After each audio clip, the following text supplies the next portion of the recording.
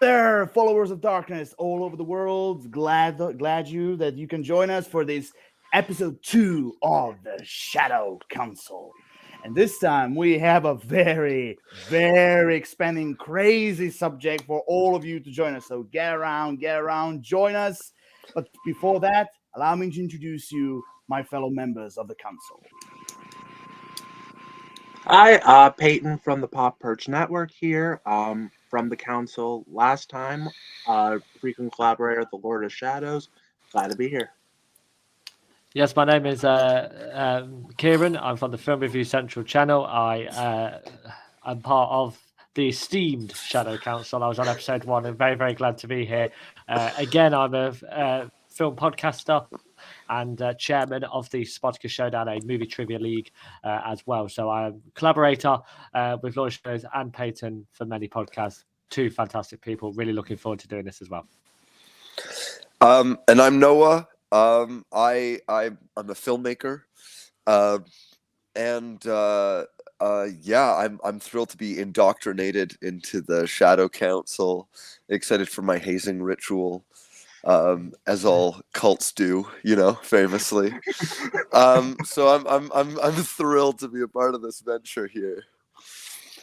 Great. So for today's episode, we have some really crazy things to talk about because ever since the beginning, I think, of this November, or October, I'm not quite sure, but like a lot of crazy stuff happened, like especially surrounding, I don't know, certain Warner Bros. Discovery or like the DC universe as well. I mean, I don't know if you guys know anything about it, but yeah, it looks like this could be a beginning of a new dawn for the DC universe as we know it. And before we start, I just want to tell you that this is going to be just a normal discussion, speculation, theories, and things like that. We don't know anything. We simply know bits and pieces of the information that we have found out. We don't know James Gunn. We have no connections with him and all that. So Speak on my for yourself. Yeah, come on, man. Come on, man. We're all on the secret line. Yeah, you didn't get the memo, man? What kind of memo? James Gunn sent us all a personal email begging us to take his contact info. You don't say. He didn't invite you to the Christmas party? No one told me anything. I didn't get any invitation. Yeah, no, everything I say, no matter how insane it is straight from the word of James Gunn. I'm standing by that. I'm appalled. I really am appalled. How dare James Gunn not inviting me? I'm appalled. I really am. It's outrage. Ladies and gentlemen, may I present to the stream James Gunn? Oh, sorry. James. Oh, we have a problem with the connection. Oh, what a shame. Yeah, I just come out, take the hat off. Hi, guys, it's James Gunn.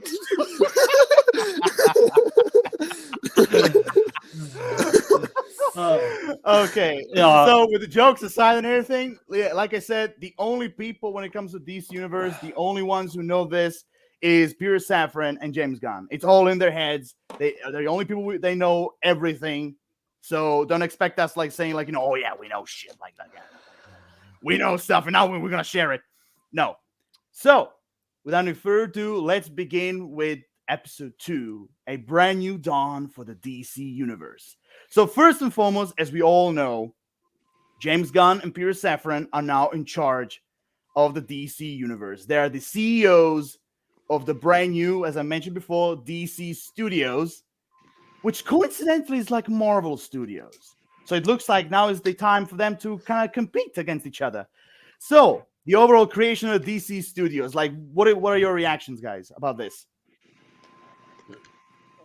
I touched on it. I touched on it a little bit with Peyton on my live show a couple of weeks ago. Is that it definitely feels like finally DC are at a piece where they're finally focusing on this blockbuster company with so much incredible rich history and stuff like that. I think the main word to describe this whole development, James Gunn coming in, is passion. And I think that's what's lacking in terms of DC at that current moment. There's no passion within their products. James Gunn is an incredible filmmaker. He's had so many incredible history with comic book projects, both on movies and the TV side. And I just think he'll just insert that passion. You know, if you looked at behind the scenes shoots of the Suicide Squad, every single cast member was loving life. They were loving the feeling and the emotion behind it. But imagine him now as the head of this company, doing that for all of the movies, creating such a positive atmosphere. And we're going to constantly be comparing DC to Marvel within this because it's so normal and easy to do. But what we've got to realize is that Marvel created a passion. And then when you see the actors having so much passion, you feel like you're sort of signing a contract to say, yes, we will watch every movie. That's exactly what we need to do with DC. And I do think that James Gunn is the right man to bring this ahead. Great filmmaker, experienced in this genre. And I definitely think he could really propel DC forward. And I think to build on that, you know, I one thing that James Gunn really understands is guerrilla, low budget filmmaking, underground filmmaking. You know, he got his start being mentored by Lloyd Kaufman at Troma Pictures. You know, real underground, really anarchic film. I read his book, All I Need to Know About Filmmaking. I learned from the Toxic Avenger, and I think that really does kind of create an interesting look at kind of the worlds he might create now that he's got this incredible free reign, because now that he's in charge of the studio, it's like the inmates running the asylum. You know, he no longer has to answer to the Marvel Disney suits. He gets to create his own warpath, and I'm thrilled to see how that goes. Basically, he's like, "Welcome to the madhouse. First, I set a trap, and you step in gloriously, and now let's get the party started." But I think Kevin Feige gave him a little bit of a chance there. I think that's important though. Yes, obviously the projects had to interlink, but I think Guardians was the perfect project for him because the first one didn't really link to the rest of the MCU. Guardians Volume 2 didn't either. It was only when they came into the Avengers movies and what a delight all of them were. But I think the Guardians were the perfect project because he said, just give you the opportunity. Kevin Feige was that good of a producer to let Gunn do. But like, just building on what you said, Sandman, I definitely do feel like, you know, that is that possibility where he could just introduce that in front of all of his films. So basically, like, as we all know, like we said like a few seconds ago, all of us, James Gunn and Peter Safran are now the CEOs of the DC studios. And I just want to say this, like, just with the creation of DC Studios, like, this is gonna be like now, like after he's done with Guardians 3, this is gonna be like a full-on competition, like between Marvel and DC. And for me personally, it's about damn time. Yeah. This happens. Like, it's about time for them to compete. But as far as, like, you know, we all find out, James Gunn will be the creative side when it comes to DC Universe, and Peter Safran will be the business side of like the overall DC Studios. So for me personally, I personally think like there are no better persons to be in charge of DC Studios than these two, like, because both of them are like titans with a long reputation when it comes to like producing and making movies. So overall, I'm really excited for them to be in charge, and I can't wait to see their plans. So overall, I want to ask you three, my fellow Shadow Council members, what do you think in general, like, of them two being in charge of DC in general? Well, you know, Safran, it's interesting to note, like, this is the guy who spearheaded and produced the most successful horror franchise in history. Like the fact that he produced all the Conjuring movies, and that universe built itself out really organically, still produces hits. I think that's like an amazing roadmap. Like, he's someone who really understands Gunn and his perspective. He's someone who really understands the business side of things. It's nice that there's not, you know, people kind of battling for different takes. Well, you know, we want to make net profit in this direction, and we want to do this. You know, it's nice that they've got like a clear dialogue, and it's a dialogue that's like the business and the creative. And with two personalities that actually really understand each other and don't butt heads. I think that's a huge step in the right direction. Yeah. I agree with that as well. I actually watched a video on Safran, and he has such a understanding with James Gunn. He's actually worked with him, like, I think on Slither and like a few other projects there and there, and he has like this enthusiasm and whatnot. And I don't know much about Safran, but I definitely need to do a lot more research. And then Gunn, I kind of wanted to say this, but I was trying to put this in the right words. there is nobody like better like for this role, because James Gunn, like in like a big blockbuster type of scape here in Hollywood where it's like very franchise based, he is very singular vision. Like no matter what the project is, no matter what he's working for or who he's working for or whatnot, he's like, look, this is my vision, this is like what I need to do with this project, and he will die on that fact that like he needs to make it that way. And like after, I'm not getting into the whole controversy a few years ago, but after that happened, every other studio was like looking at him, they're like, okay, we need him on board. And then Warner Brothers is like, you know what, our films are like, we don't know what we're doing with our universe. Let's just have James Gunn in there play in our sandbox. And like, surely enough, he did that with the Suicide Squad. And then he did a very like surprising, like kind of like a deeply intimate show with Peacemaker in a way. And then, he's here at this point, and like, now we're at this point, and I'm just so excited. Oh, and side note, these new DC movies better have killer soundtracks. Oh, they will. Yeah, they will. Yeah, with I think Gunn at the helm, I don't think there's any problem. And one thing too, I'll just say quickly, is that it's interesting that they're both horror guys, because horror guys tend to direct the best superhero movies. Look at Sam Raimi. James Bond. Yeah, James. Yeah. Exactly. It's the horror guys. They have that understanding and that sensibility that's just perfect for superhero stuff. Yeah, it's like every other business, though, and this is the way that I just want to sort of view what I think is that you've got the face of the company, you've got the face of the face where they're on billboards, they're on their interviews. He's such a big personality. Peter Safran, I generally do think is the mechanical work of this franchise. I think he will get things going. Like you said, a fantastic partnership between the two, mainly because they complement each other very, very well. And I can't imagine them, looking and sort of, I think they'll work really, really well together. I think they have their roles and they'll play their roles to perfection. That's how I think that this studio is going to go. Kevin, there's been arguments that Kevin Feige, he's doing it all on his own. He's the face, he's a mechanical work. These guys have shared that partnership role. And like you said, I do think that James Gunn will be so passionate about every single project that comes out, regardless if, he says, just do we really want to do this? It doesn't matter.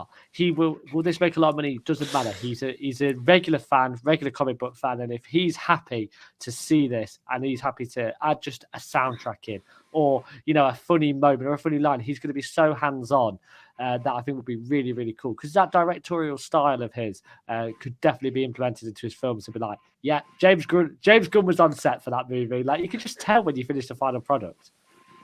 Indeed. I mean, I totally agree. Everything you guys said is absolutely true. And that's why I personally think there is no other people more capable of leading DC than those two. Like I said before, both of them are like titans in their own business, in their own worlds. And I really cannot wait to see what they're planning, which, by the way, they did announce that they're planning to do a 10-year-old plan. So, I saw that. So that's the crazy thing, because unfortunately, even though James Gunn said, don't worry, we're going to see all that in a couple of months, which could be easily, like, people say, 1-2 months. Okay, that's perfect. Like, that could easily be also 5 months as well. Also, people have to remember, he is going to be like full on DC after Guardians 3, because he did say, I am on the Marvels. I am like on Team Marvel until like Guardians 3 is done. Until Guardians of the Galaxy Volume 3 is released.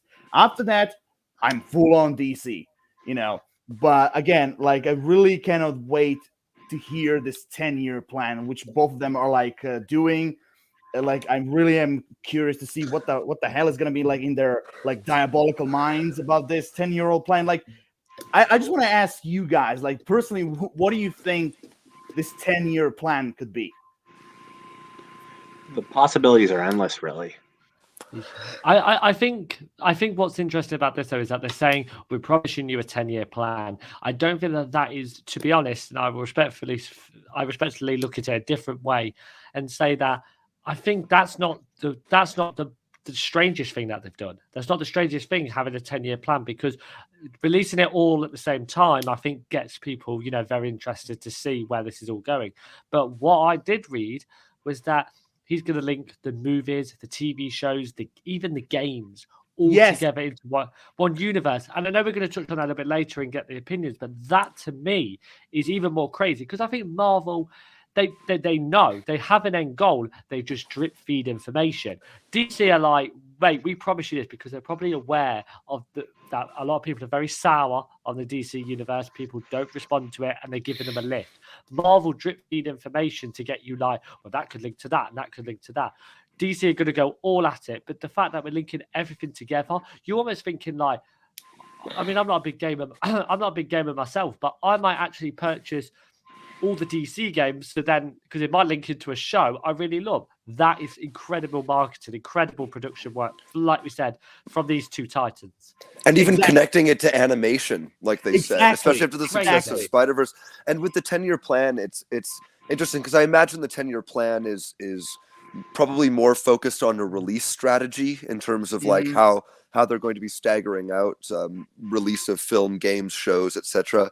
I know they've been putting together a creative Bible, as they've called it, over the past few weeks or so.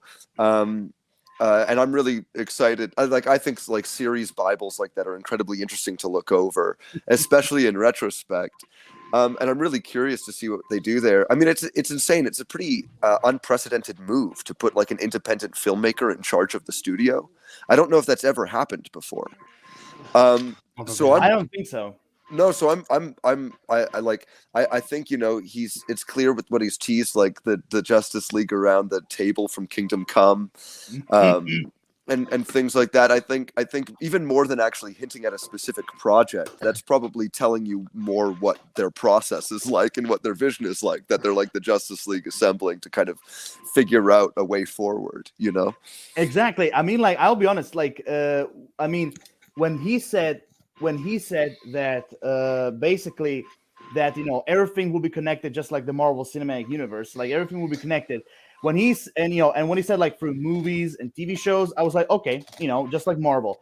But when he said through animation and through video games, I was like, wow. I was like, how the hell, like, how will this work? Like this, like, really unusual. Like basically connecting even the video games, because I think like, I mean, I think like a lot of people can see this like being very crazy and unusual, but like overall, like just like you said, Kieran, like I would even like buy like all the video games, just basically, kind of like see like how connected they will be with like movies and TV shows and everything. And I think just like you said, Sandman, like I think like the addition of animation as well, I think like this is a really great idea to basically expand the overall DC universe.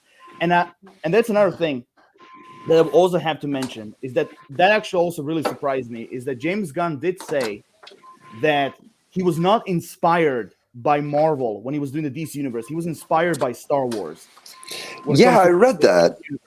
And that was like really surprising for me, but at the same time, like I was like, that's also like a very interesting way to put it when it comes to like the overall DC universe.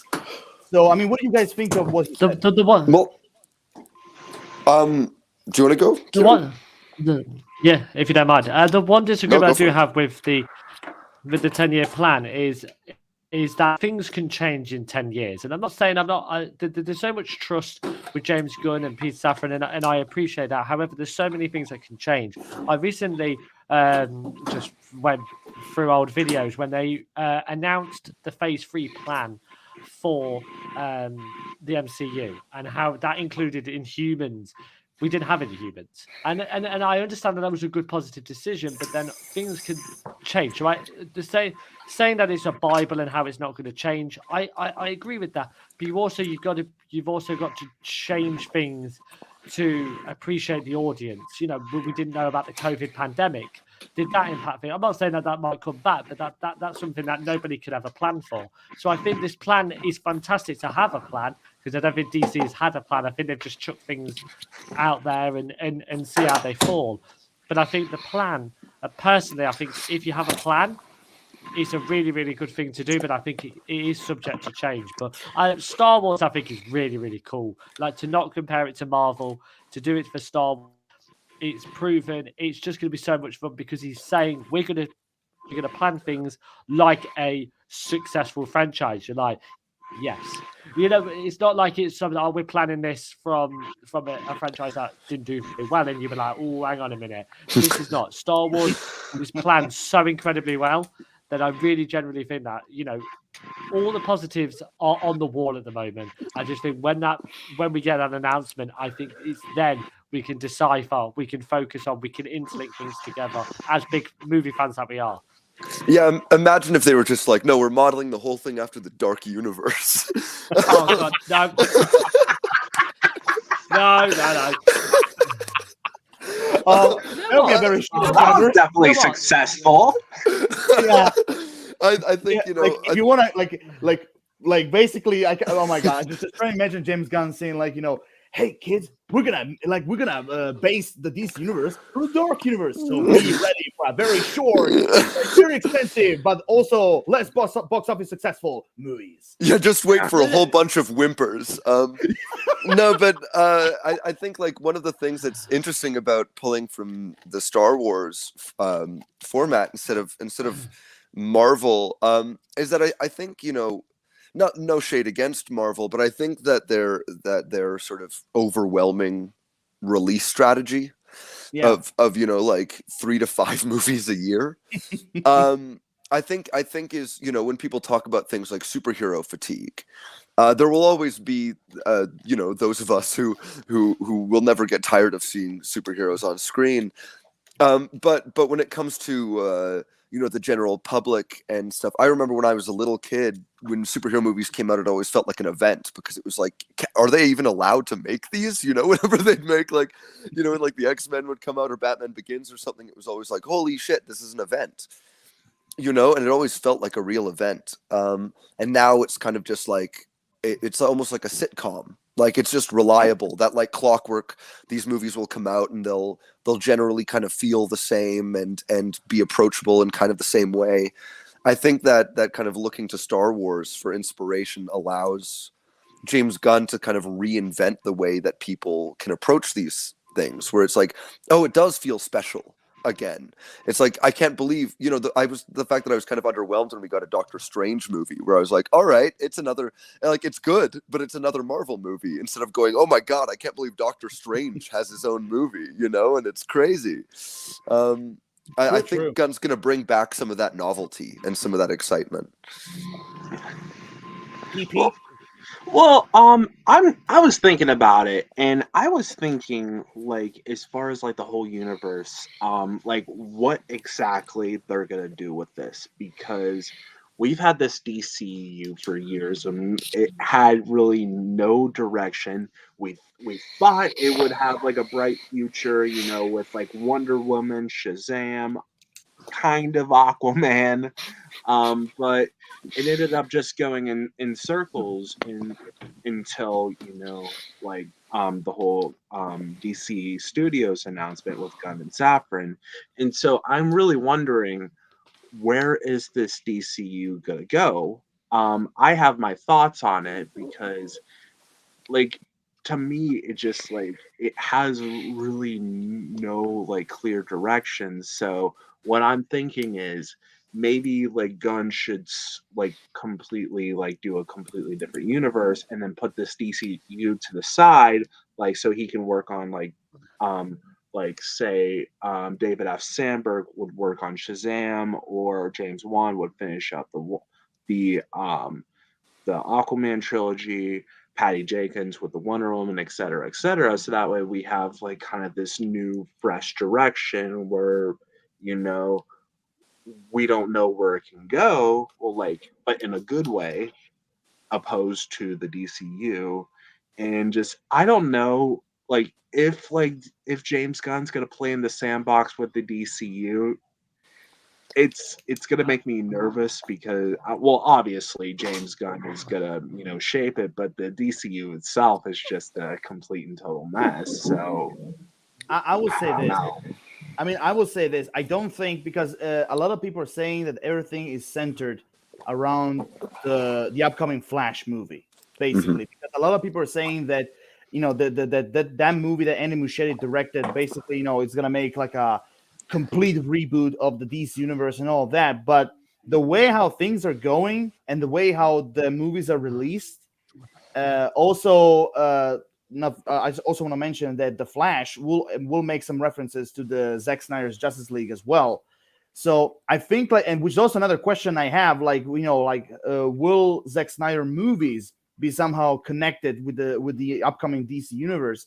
Because the way how I see it from some actors returning, like Henry Cavill as Superman. Spoiler alert if you didn't watch Black Adam, him returning and all of that. I think the Flash will do. I think he will make a reboot, but I don't think it will be like a enormous reboot. I don't think it's going to be a gigantic one. I think it's going to be it's going to be kind of the same DC universe, but there will be some different things because as far as I'm seeing, because also, which is another question I have, for example, is Ben Affleck back as Batman? Because they did say that Batman is going to appear in Blue Beetle, and then also we saw that Ben Affleck will appear as Bruce Wayne and Batman in Aquaman as well. So that's the question. Will Ben Affleck return? After this, because a lot of people are saying that he will be in it for countless projects, not his solo movies, but he will be like a supporting character in a way, which I'm fine with that. But so I personally think that there will be some changes, but I don't think he will eliminate actors like Henry Cavill, Gal Gadot, or even Margot Robbie, because James Gunn and Margot Robbie confirmed that she will be Harley Quinn. She will still remain as Harley Quinn. Now we don't know anything about Jared Leto's Joker or Ray Fisher's Cyborg or things like that. We don't know anything about that. But as far as the ones I can see being confirmed that they will remain are Henry Cavill and Gal Gadot, because Gal Gadot will appear as Wonder Woman not simply in her third movie, but in many different projects as well. So, and then some people are saying that she will appear in Shazam too. Okay. I think what we're probably going to end up with is a bit of an amalgamated universe. I think they're going to pull a multiversal trick, take the best elements from each different kind of corner, and then I think it's probably going to be a soft reboot where they'll put them all into the same universe and maybe do a mind wipe thing, where it's where it's just it might as well be a fresh slate. And that would be nice. I'm kind of with Peyton though. I do kind of wish that there was that Gunn was allowed the kind of complete fresh slate approach, because having all these hangers on, Ben Affleck, the guy, seems miserable, and I can't imagine that he's, it seems like he said he had fun on The Flash and stuff, and that's great. I think the original intention though was to kill him off in The Flash and bring in Michael Keaton, but then they had to rearrange all the all the release dates.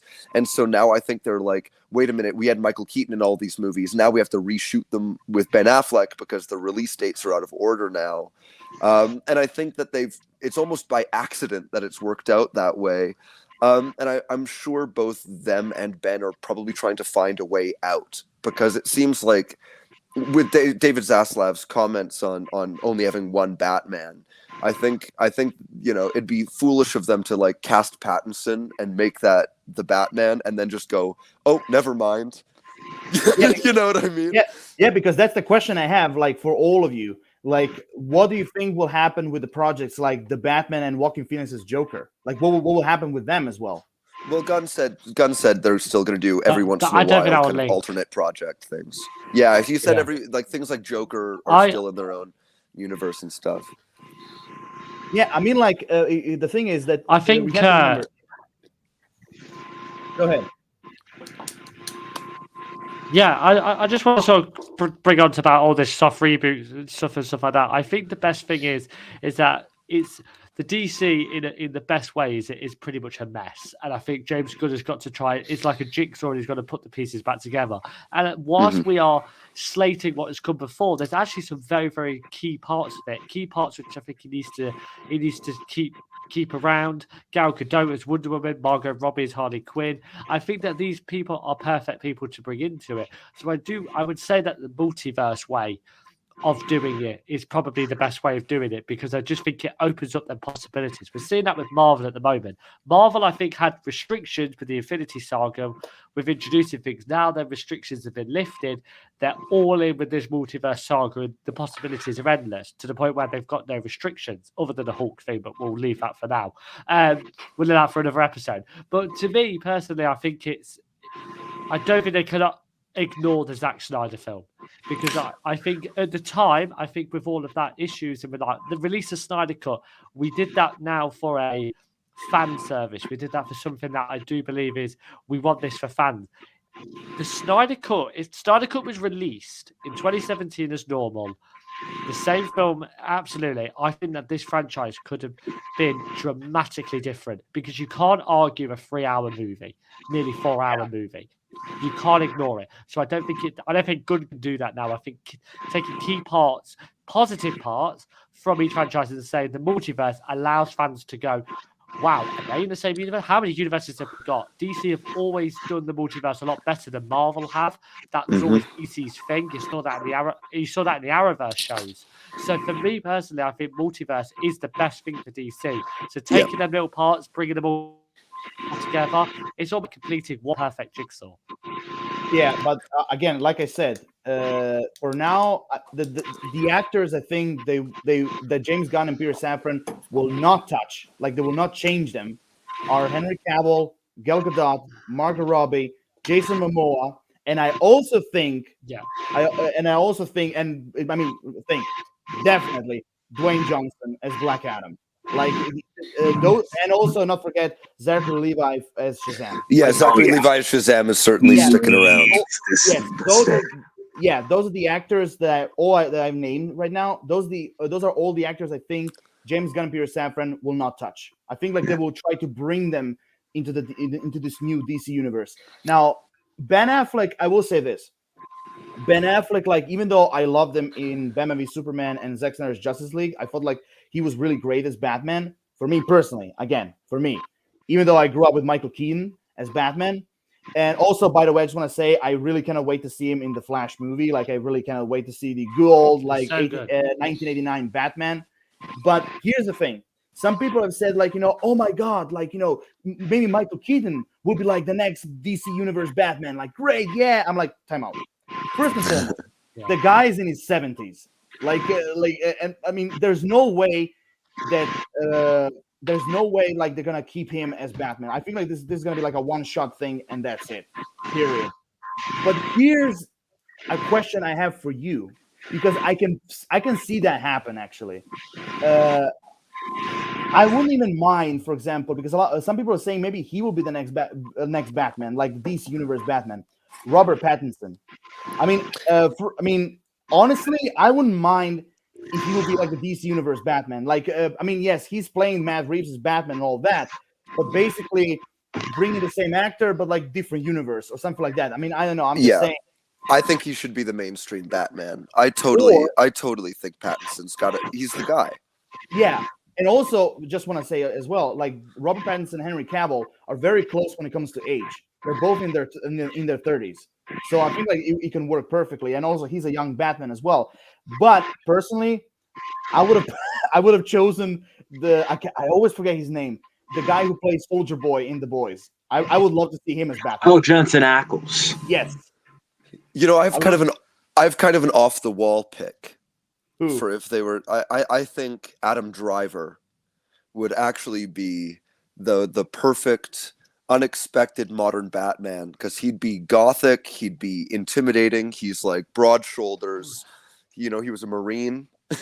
And we can see also a shirtless Batman. Yes, and also Batman, I think, needs to be an oddball. I think that's actually the key trait of a great Batman. That's what Keaton understood. That's what Adam West understood. That's the mark of a great Batman, is that it's like an understanding of like, of course this guy's ridiculous. He's Batman, but that doesn't, he dresses up as a, you know, as a rodent, but that doesn't mean he's not cool. You know, he's still unbelievably cool, but it is ridiculous. It is odd. You know, it is strange. Exactly. For a guy to do this.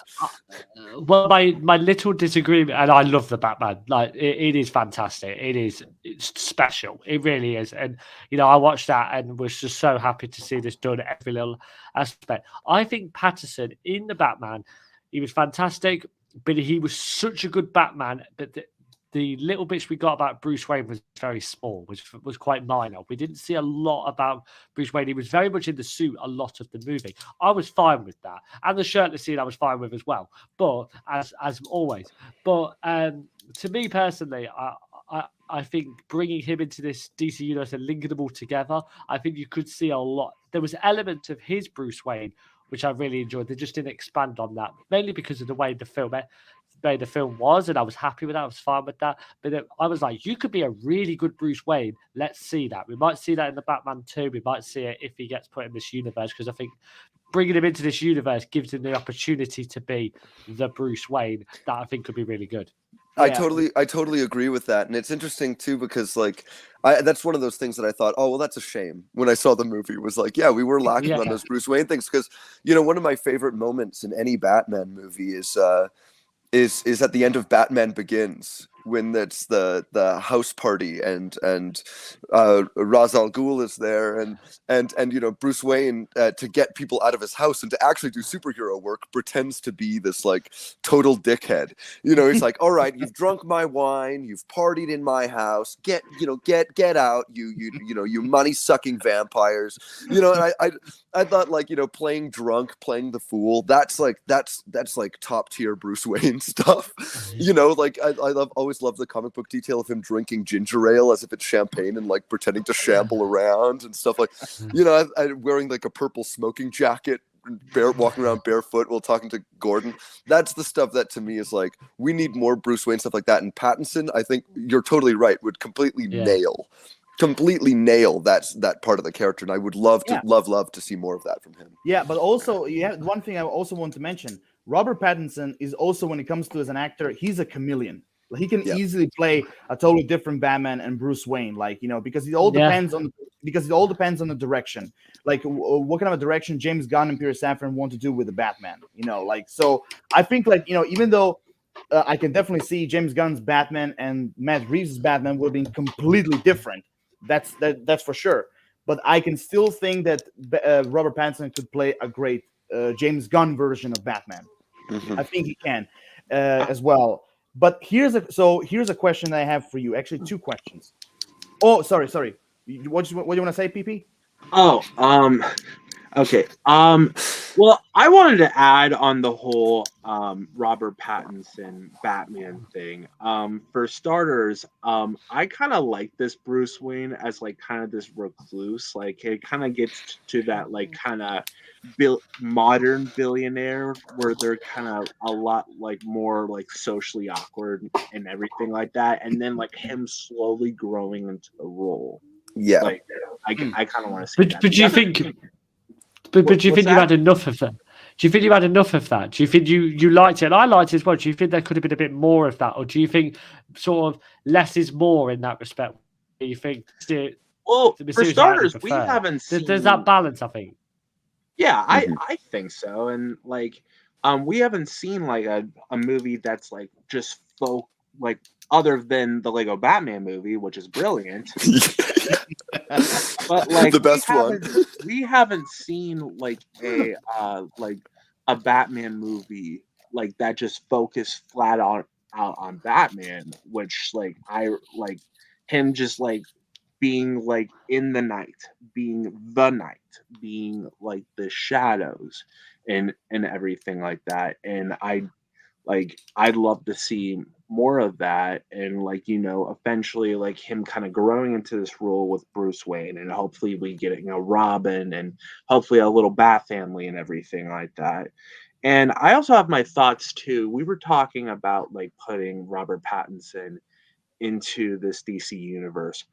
honestly, I kind of don't want that, mostly because I love the idea of like a line of DC projects that are are surely creative based. Like I wasn't a big fan of the Joker, and I'm not sure how I feel about the new sequel, but I love the fact that it's its own separate thing, and it's very creative based. And the same thing with the Batman. It has to be its own universe. Matt Reeves has to have his own vision of this with its own characters. And then if we're having a main DCU, we should have a Batman there who has his own little arc. And like, why did you not like the Joker? What's that? Why did you not like the Joker? It's not that I don't like the Joker. I really enjoyed the Joker. It's just I felt like it was like, I don't know. I couldn't really get into like the whole like it felt like it was like it had like a little, in my opinion, it felt a little overly pretentious. I don't know why. I got that vibe. No, I think like because I wasn't the hugest fan of Joker either. I love it in concept. I love Joaquin Phoenix, and I think he does a brilliant job. Oh yeah, he deserved that Oscar. But the thing that's unfortunate about the movie, at least in my opinion, is that it doesn't have anything that's its own. It pulls directly from the plots of Taxi Driver and King of Comedy. There are barely any scenes in the movie that aren't from those pre-existing movies that did the things better because they were, it was Scorsese directing them and not the guy who did The Hangover. And so there were not no shade against Todd Phillips, but I think like the fact that the movie didn't build itself up on its own merits has kind of like hurt its longevity, which is why I'm actually excited for the sequel more than I am for the first movie, because it seems like it's now had the chance to kind of figure out its own identity and do its own thing. And now with Lady Gaga and the musical aspect, it all seems very interesting, as though like, okay, finally it's actually finding some footing that's its own, because I felt like because it was retreading old territory that was already like known as some of the greatest crime films ever made. You're setting yourself up to fail by putting yourself in conversation and in comparison with those things. It's in my top 10 favorite movies of all time. That's why I'm sitting here. I'm sorry. I don't mean to be shit. No, there's lots of great things about it too. I'm not saying anything like that either. It's just, I mean, the movie looks gorgeous, and I had a fun time watching it. Okay. And that's what I love about movies, is that the conversation about movies, that we all have different opinions, and that's why, I respect your opinion. But I was just there thinking, like, this is in my top 10. This is in my top 10. I'm sorry, man. I feel like that too with like somebody like this is one of my favorite movies. Like honestly, you better like get out of the way if somebody trashes Paddington 2. Yeah, same here. I'm on a warpath, man. You don't touch that shit. Paddington 2 to Joker. Like, that is They're spiritually linked. Paddington 2 should be the blueprint. Yeah, it's like a multiverse. They're multiversal linked. Perfect double feature, guys. Okay, Paddington is going to be in this new DC universe. We can all agree that we are both excited for like Paddington 3 and Joker 2. We all like that. Yeah, in our discussion about the DC universe, we're like, yes, we can all agree that we're excited for Paddington 3. Conversation there. I will say this. Now, for me, what Todd Phillips did with the Joker, the overall Joker movie, I felt like personally, I liked it. I actually really did, and I thought it was very interesting. Like his point of view when it comes to the overall character study, like of the Joker and everything. And I really like the idea of being like totally different and like outside the box, basically. Let's put it that way. But again, it's not a movie, and I'm sorry to say this, Kieran, I really am, but it's a movie that I wouldn't, rewatch it over and over, because like I think like 1-2 times and that's it. But I will say this. Joaquin Phoenix deserved that Oscar. What he did was fantastic. I really like Todd Phillips' direction, what he did and everything. So I am curious about Joker 2. I really am, like especially the musical edition. Well, yeah, and Hilder's work is brilliant, and her work on the first movie was like unreal. Exactly. But going back to like like the what's gonna happen with those projects? Like I said, the Batman 2. Also, not forget to mention Colin Firth's Penguin. Oh, Colin Farrell. Yeah, Colin Farrell. Yeah, fuck. Colin Farrell's Penguin project that is happening, which also, by the way, it's gonna. That's the Penguin though. That would be amazing. Yeah, like Colin Farrell's like Penguin. They're gonna film the TV series. I think somewhere around February next year. I think until like August or something. So that alongside the Todd Phillips' Joker, I totally agree with what you guys said. I think it's gonna be like an alternate thing. Like if it's gonna be basically its own thing. I don't think it's gonna be connected to the DC universe because a lot of people are saying bring Joaquin Phoenix's Joker into the DC universe. Yeah, bring this, bring that. I'm like, whoa, calm down. Let Todd Phillips and Matt Reeves do their own thing. Like it's gonna be like James Gunn, Peter Safran, and David Zaslav. Like they basically, first and foremost, Matt Reeves, like he signed a big contract with Warner Bros. Discovery. So that's why I don't think they're gonna let him go just like that. I don't think they will. So yeah, let them do their own separate thing. With the Joker and the Batman, and basically James Gunn and Peter Safran bringing their own people so they can have like a connection and conversation, like when it comes to direction, the vision, what to do, what not to do, and things like that. So for that, sorry, is there any way after your comments on all of your comments on the Joker, is there any way I can leave this stream now? I'm not happy with all of you now. No. We're sworn enemies now. I want to say a bit about the Joker though, because like how I look at it is that it had everything it had all of the things on the wall saying that this was going to be bad. It had everything on the wall that was going to be bad. All the elements, all the parts of it. Todd Phillips directing, Joaquin Phoenix doing a superhero movie where he's sort of a little bit like that actor where it's almost like a present Joaquin Phoenix with his movies because he doesn't do a lot of movies. So to me, I was just so uneasy watching the movie. I was just happy to feel uneasy, and I just think that the themes, the color palette, it fitted with Gotham. The Dark Knight trilogy is one of the best trilogies of all time. I felt like it leaned to that very, very well.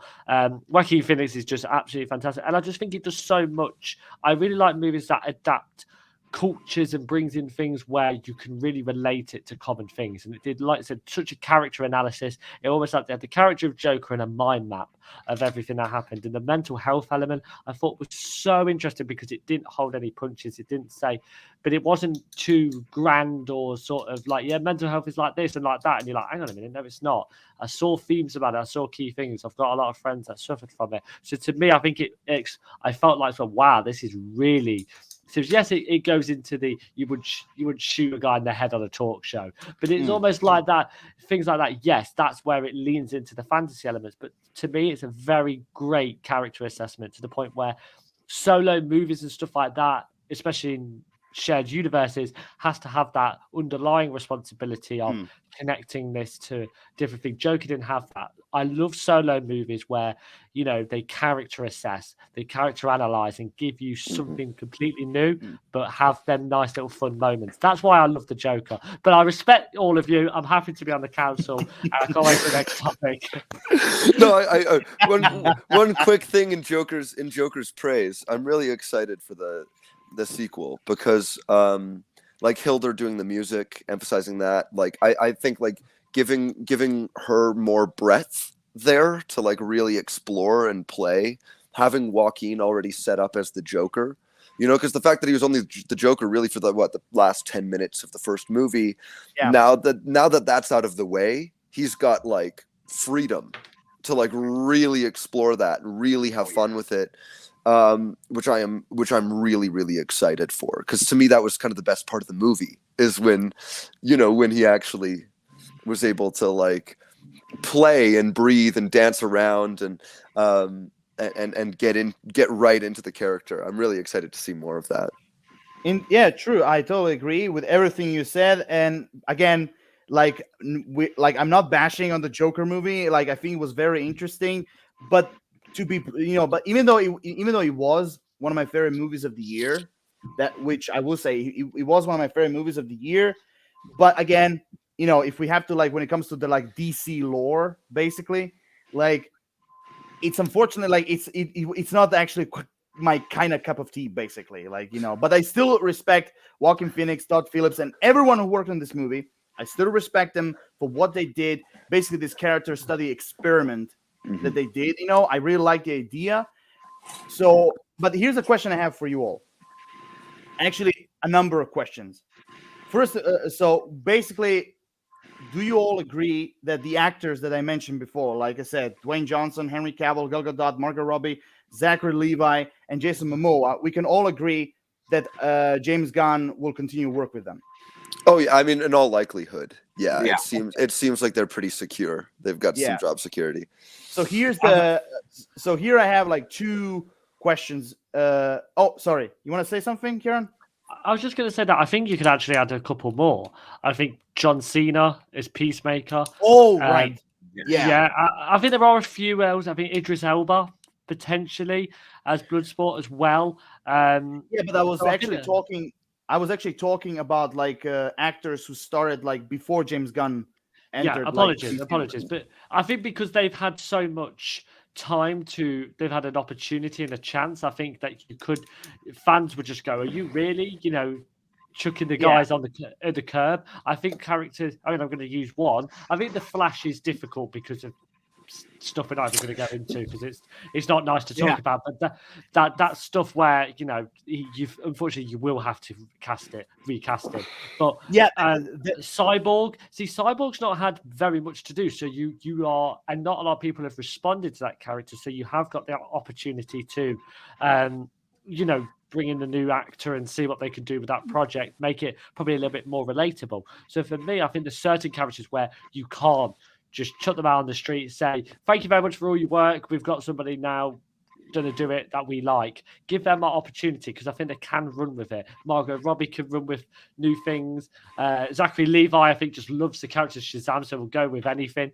Momoa, I think, I'm interested to see what he could do differently. So I think these actors do deserve that chance because they've made such good projects and made these characters so relatable to all us fans. True. So basically, okay, so you all agree that they will continue to work with those actors that I mentioned before, because again, I was mentioning actors who were in the DC universe before James Gunn and Peter Safran entered the room, basically. But so here are two questions that you mentioned one of them. So I'm gonna ask all of you now. Now, personally, the first one, it's like one of the most difficult parts of this jigsaw puzzle, basically. Now, personally, I think they will keep him, but it's still like very shady, very like gray zone, not like light or dark, but or black or white. So here's my question to you: do you think James Gunn and Peter Safran will keep Ben Affleck as Batman? No, I don't. I think that's why they're giving him these projects like The Flash and Blue Beetle and Aquaman, is because I think they're trying to go like, okay, well, let's not make his goodbye so unceremonious.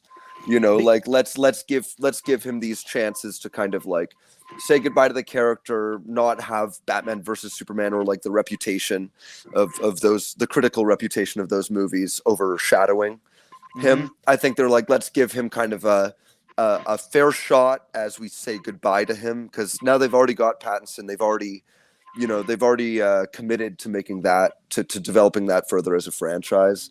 So and as they said, they only want one Batman. They're not going to have four Batmans running around. Yeah. So I really do think, Ben Affleck's on his way out, and he's in these movies so he can say goodbye to it, and so fans can say goodbye to him in a way that's not just, oh, he's gone now. He was only Batman for 2 minutes, or whatever. It's like, I think that gives a little bit more of that. But no, I don't think he's staying on longer than that. Okay, so what do you two think? It's hard to say, really. I mean, I agree with Noah. The whole honestly, I I would like to see Ben Affleck like kind of work in this universe just a little bit more till they figure out more of a plan for Batman. And then when they're ready to like do like a soft reboot or whatever like they decide to do, then yeah, I think they should probably recast the role or even kind of mix around the DC universe so it's like kind of a completely different interpretation of this character where like maybe we get to see this character in his prime and kind of get to see him how he is like kind of with the Justice League and everything like that, not so much this kind of like brutal character but more of like this kind of this leader, this more intelligent character that you can see like this person in a bat suit in like kind of like the most like craziest like situations like cosmic based going up against like heavy hitter villains. Like that's kind of what I want to see in a Batman in a DC universe. If I can just quickly add as well, I think I think he's also he's getting up there in age. I don't know how if they're doing this 10-year plan, I don't know how sustainable it would be to commit to Ben Affleck long term. Anyway, I wouldn't. I mean, like I said, I think he's got his movies upcoming. I think he'll do a really, really good job in that. I wouldn't be. I'm a big fan of Batman, so I wouldn't be too disappointed if we saw loads of different Batmans and loads of different multiverse really lean into that element, because I think that'd just be very fun and cool. But you need to have a main one. I don't think Ben Affleck's that. I do think Robert Pattinson can really do that because he's done such a good job. It was so controversial when he got casted, and he's proved us all wrong now. So to me personally, I think he deserves that opportunity to be the central Batman and then have a really, really nice fun moments where you're bringing in different ones. I would not be, I mean, I think it'd be really cool to see Pattinson, Affleck and Keaton together as like three sort of generations, obviously in age and in movies, but even, linking together your, not George Clooney one, but Christian Bale, Val Kilmer. I actually like Val Kilmer. Like, I think Val Kilmer's Batman movie is actually quite funny. Then I have like Will Arnett just randomly show up and you're like, oh, are you a Batman? It's like just that sort of type of thing, which I think that works. But no, like we said, down to the question at hand, I do think Ben Affleck's time now is to go. And I think Pattinson now can come into this with that security saying, yes, I'm going to be the new Batman, the main Batman. And one quick thing, I am pro Clooney. I am pro Clooney. I'm pro Batman and Robin. He doesn't like the Joker. He doesn't like the Joker, and he's pro Clooney. Next episode, but no. No, Batman and Robin gets it. I think. Hi, Freeze. Welcome to the council, Noah. That's right. I'm stirring the pot. I'm shaking it all. You really are. There is something just kind of comforting about the Joel Schumacher Batman. No, I think what I think. I honestly, if I may go on this quick side tangent about the Schumacher Batman. I think people have a tendency. I don't think he was a fan of that. No, I don't think Alan was a fan of that. No, you don't want that, Alan. No, okay. Listen. When it comes to Batman and Robin, I would even go as far as say even Batman Forever. Like, I know. Now, here's the thing. To be honest, I know a lot of DC fans would love to kill me when I say this, but Batman and Robin and Batman Forever are my guilty pleasures. No, they're great. Yeah. No, they're my guilty pleasures, and I love to watch them every time. Well, that's it. They're not only are they super entertaining, but like Batman's a colorful, psychedelic, surreal world. I don't think it's really worth doing Batman if you're going to try and make it super hardcore and realistic, because that's not the concept. And in order to make it super gritty and realistic, you have to remove pretty much everything that's really interesting about Batman in order to do that. Exactly. And so Batman and Robin really leans into the fact that it's like, yeah, of course it's absurd and camp. It's always been absurd and camp. It's Batman. Of course. Also, it leans it. I tell you what, it leans into being a shite movie. That's what it leans into. but that's what it leads into. But, I mean, can we just get a picture of Bane a minute? Can we just get a picture of Bane? Let's not forget. Oh, God. Let's not forget the amazing, the legendary bat nipples as well. Oh, I love it. And the back credit card. You can't go wrong with that. It's all great. It's all Silver Age stuff. Like it's comic accurate. It's comic accurate. It's true to the spirit of the character. It's true to the history of the character. I love it. True. Okay. So I just want to. Oh God. I want to ask you like 2 more questions. Okay, this one will be easy because personally, I think James Gunn will try his best to bring him back. Personally, because I really love him in the Snyder Cut. So, do you believe Ray Fisher could be back as Cyborg? It's hard to tell, really. I think he's kind of damaged his relationship with Warner Brothers. Like I know the studio executives have changed over and everything, but you know when you screw your relationship with the studio, it's pretty unlikely. Which is unfortunate. I thought he was very good. I thought he was really well cast. Me and too. I thought his performance was a standout in Zack Snyder's Justice League. So it's a bit of a shame. He was the heart of the movie. That 2017 version of that, I think, because we saw that first, I think pretty much killed it.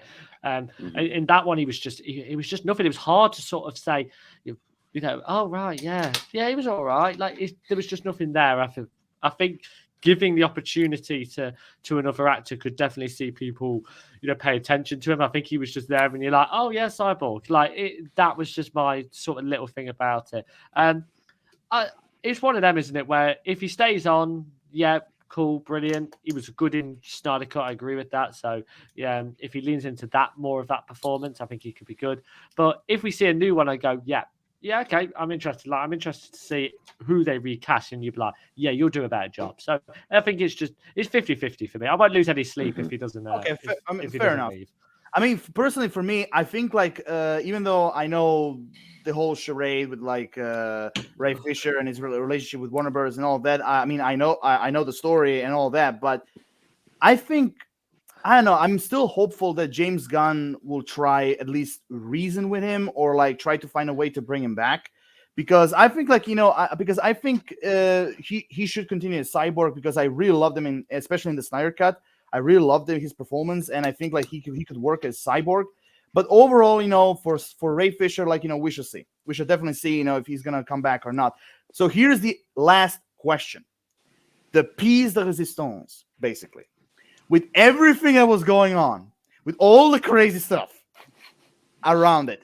Do you think Ezra Miller is done as the Flash? Yes, they've talked about it. I mean, like that's the thing, right? Is like I remember a while ago they were like, we've got a three option kind of plan, damage control plan, which is either they just I guess cancel the movie, which they were never going to do. No. Have Ezra make a public apology and then do the press tour, or just keep Ezra out of the press tour. And it looks like what they're doing is public apology, therapy, and press tour, which is all right. I heard they're looking at George McKay. I don't know how backed up that is by facts, and I'm sure with James Gunn, we're probably looking at all new options. It's unfortunate, Ezra's a really talented person. Ezra's like an incredible actor, and in many ways like a pioneer for like this generation of actors, and so it's quite sad actually just to see them go down such a nightmarish rabbit hole. I hope for their sake that they get it all figured out. But I don't think they're gonna keep the job after this. I think unfortunately or fortunately, depending on your perspective, I think that their time is over after the movie comes out. What about you two? I agree with Noah. I was honestly I was a decent fan of Ezra, but before all of this happened, and just it just kind of made me cringe every time I hear about it without getting into too much. And just now this whole Flash project, everybody kind of flinches every time it's mentioned. So like, I just hope. I think they have no choice but just to do a soft reboot or whatever their plan is. And honestly, what James Gunn kind of getting his hands into it, just like I don't know what's going to happen, but just hope it turns out for the best. Kieran? I don't like talking about this. I'm not an Ezra Miller fan. No, it's true. I really don't. There was a lot of people actually that messaged me going, "Are you going to talk about it on your channel?" I'm like, no, I can't. Like, I don't like to talk about things like that. Just awful. Just really awful. Yeah, on your channel, which I'm quite pleased about. It's on your channel. No, I think I'm going to look at it into in more, not more of a personal, my opinion on Ezra Miller, but also about this universe, because that's the direction that I want to sort of take with this conversation. Is that, you know, we've seen 3 Spider-Men.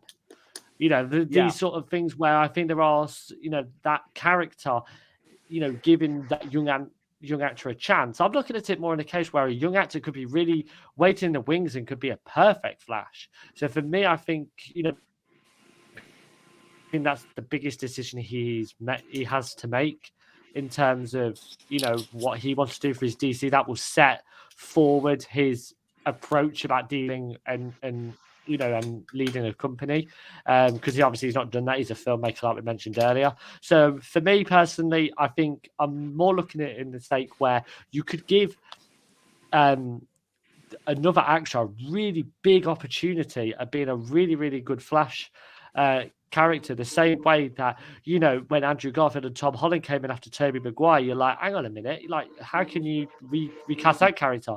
And Garfield, I thought, was actually an all right Spider-Man, and I thought Tom Holland is probably the best.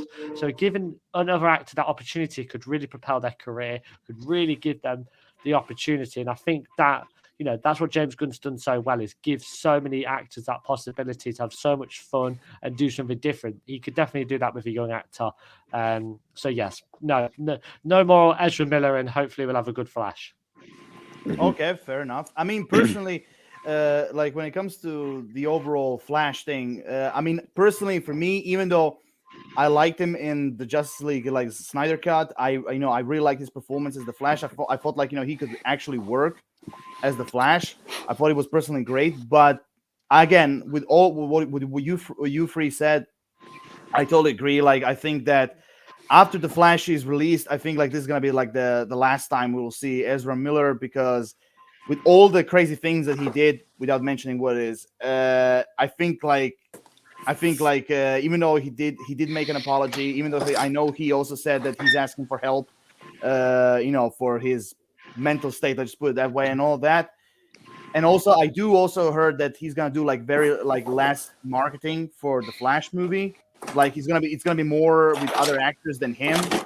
But overall, like, I think, yeah, I personally also think that Ezra Miller after the Flash, I think he's done. But also when it comes to recasting him, I think like like when in one movie you have one actor, and then like in the second movie, poof, like there's another one. Like, you know, they recast him. Now I think that kind of thing that it couldn't work. So this could only end one way. Like either when the Flashpoint thing that he does in the movie is done, like he's basically trying to reset everything. The only way they can do it is basically, you know, when he comes back, you know, you see a different person as the Flash. I think that's the only way it could work, personally. Yeah, I think, and you know, one thing is not to be a stickler about it, but the they them pronouns are a good thing to keep in mind with Ezra. It's quite it's, you know, regardless of personal feelings on Ezra, it's quite sad just to see this happen to somebody, and also for it to impact the movie like this. So I'm looking forward to a really good future with the Flash, and I'm glad Ezra's getting help. Yeah. Also, I just want to say this. Yeah, I mean, I really hope that Ezra will get well after all this, and you know, yeah, let's just simply pray that, you know, that everything will be fine in the future for him. But unfortunately, he's not going to continue in the DC universe. Sadly. Yeah, that's what I think. You know, I mean, we, like I said, we don't know. Maybe they will continue with him, even though it's unlikely. But maybe it could happen. We don't know anything. Like, you know, it all depends on James Gunn and Peter Safran. It all depends on them. But anyway, here's also another like bonus that I find out, because it looks like that James Gunn is bringing like basically his whole crew from Marvel with him, because it looks like that the actress who plays Mantis is also going to be part of the DC universe. Just saying. Yeah, he did say Palm is a part of all of our plans, which is great. I'm looking forward to seeing more of her. Okay, so looks like you have some emergencies, Sandman. Yeah, just very quick. I've got to switch my phone. Okay, my phone's about to die, and I just don't want to disappear on you guys, blink out of existence. Don't worry, man. Don't worry about it. Just make your own business, and then like I will just send you the link again. Okay, sweet. Yes, I'll be right back. Fellas. No problem. Okay, so it's just the three of us for now. It looks like that Mr. Sandman is gonna do some either number 1, number 2. We don't know, but we shall see. Anyway, so like, what is your guys' reaction that the actress who plays Mantis is gonna be part of the DC universe now? I like it. I think it's good. It's nice to see that an actor and director relationship is so strong. We don't see that a lot now, where actors and directors have such a cohesive relationship. But no, it's really nice. Obviously, we're not touching on it. I thought in the Guardian special, she was the main part of it. So it's really, really nice to see. So yeah, I'm unsure what character has that been announced yet. I'm unsure what character she played, but she's a really good actress. So I do think she's got that grand possibility. I think while she's been a really good part of the Guardians, I think making her part of the plan really gives her that central role, because you can't take that central role away from Groot, Rocket, Star-Lord. They are the Drax. They are such an important part. But putting them in the lead, I definitely think could be good. So yeah, it's really, really nice to see for multiple reasons. Definitely. What about you, Peyton? Palm Clemente is gonna be in this universe.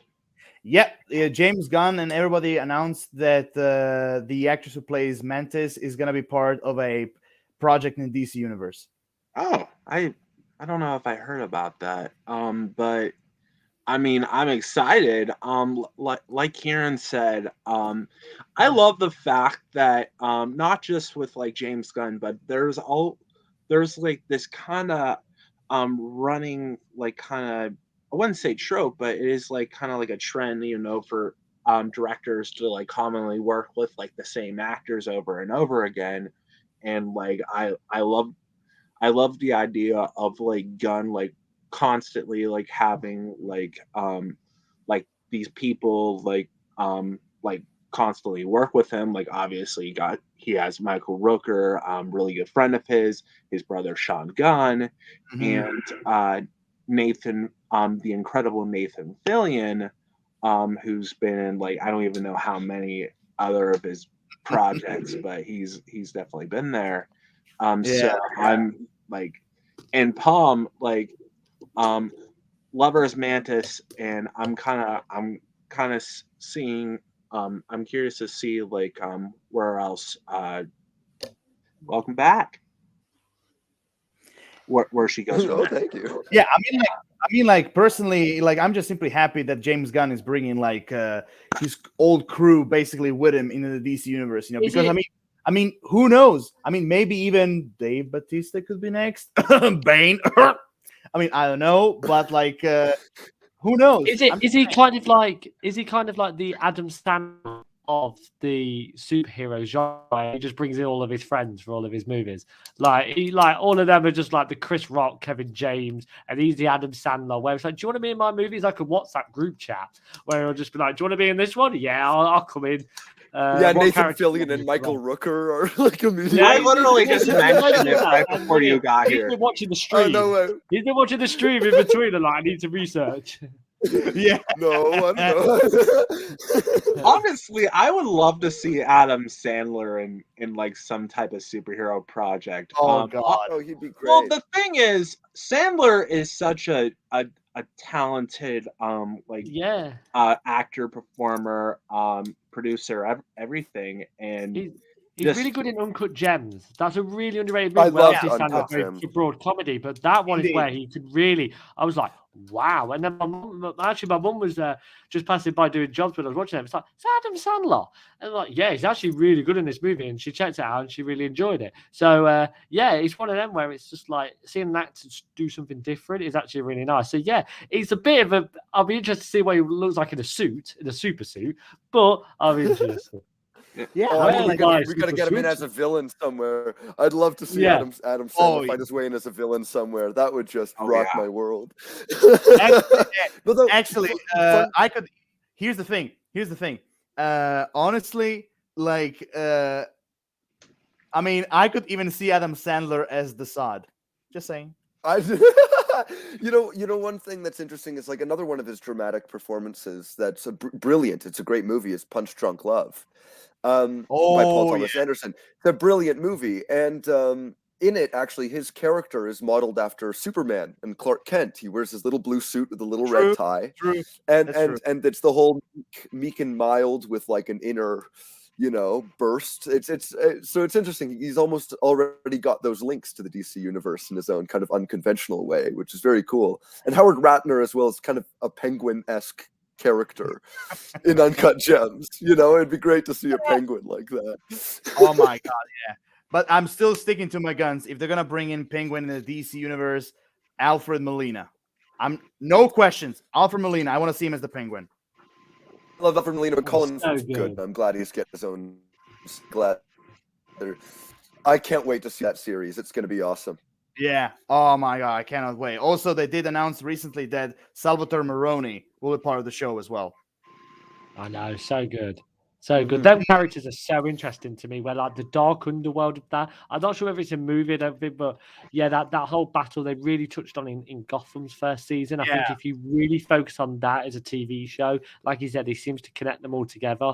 I think that could be really, really good to see them two characters, because it's just that simple thing of, oh, you do this to me, so I'm going to do this to you, and like, oh, you've really raised the stakes, I'm going to do this. It's that back and forward which I think can work so well for a crime show, and they're definitely very popular at the moment. That's true. Yeah, that is true. Yeah.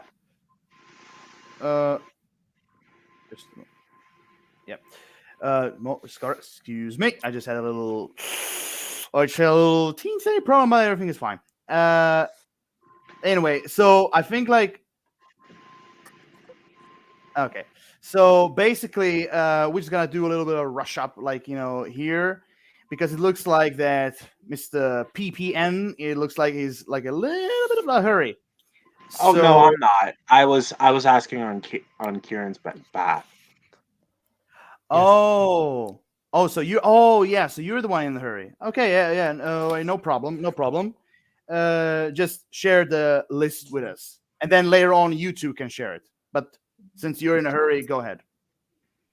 Yes, obviously you said you gave us a bit of homework, which I do feel like I am at university. I feel like I've got work to do.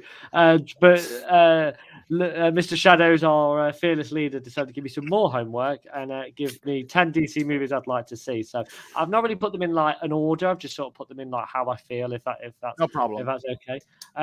Starting off here, and I moaned earlier about your opinions and stuff like that. So I'm very interested to see your face reactions when you hear this. A Green Lantern Corps movie. Now I'm going to say before you start, I just think this character is so original. I think because there's similarities between characters from Marvel and DC. There are similarities between them two companies in terms of characters, but I think this is so original. And that 2011 film did not truly look into this world, but again, they were in them times where DC were just making movies and didn't have a universe. This could really tap into that space element, endless possibilities that DC are really well known at doing.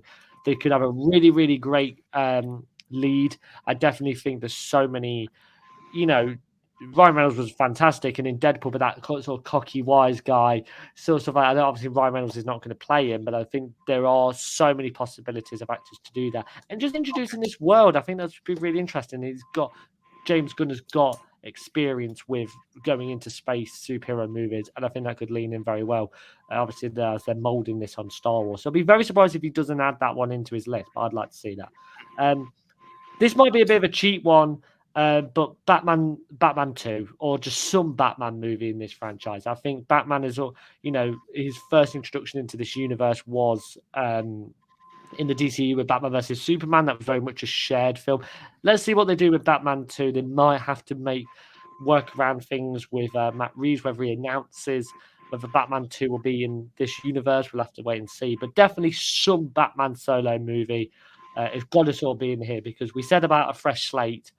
You've got to have Batman and Superman in there, because they are not only two of the most popular characters DC have got, they're also the most popular superhero characters of all time. They are up there. Everybody knows Batman. Everybody knows Superman. It's so hard to not like any of their movies if you're a fan of this genre.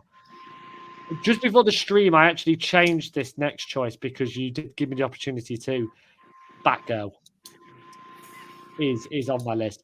The reason why Batgirl is on my list is because that James Gunn is one of these guys where it doesn't matter about how good the movie looks on ratings, how much the movie makes. He takes chances and he gives fans what they want. That's true. We've got, there's such a strong audience for this Batgirl movie, especially the fact that it's finished. I think that's quite disrespectful to the actors and all the work, stuff like that. I know me and Laura Shadow spoke about that when that news was announced personally. So for me, even just putting it on HBO Max, like just putting it on that side gives the opportunity for people to do it. You don't have to be a big press junkie. You don't have to release into cinemas. You can just put it on HBO Max. I think that could be really, really good. Number 7 is on Birds of Prey.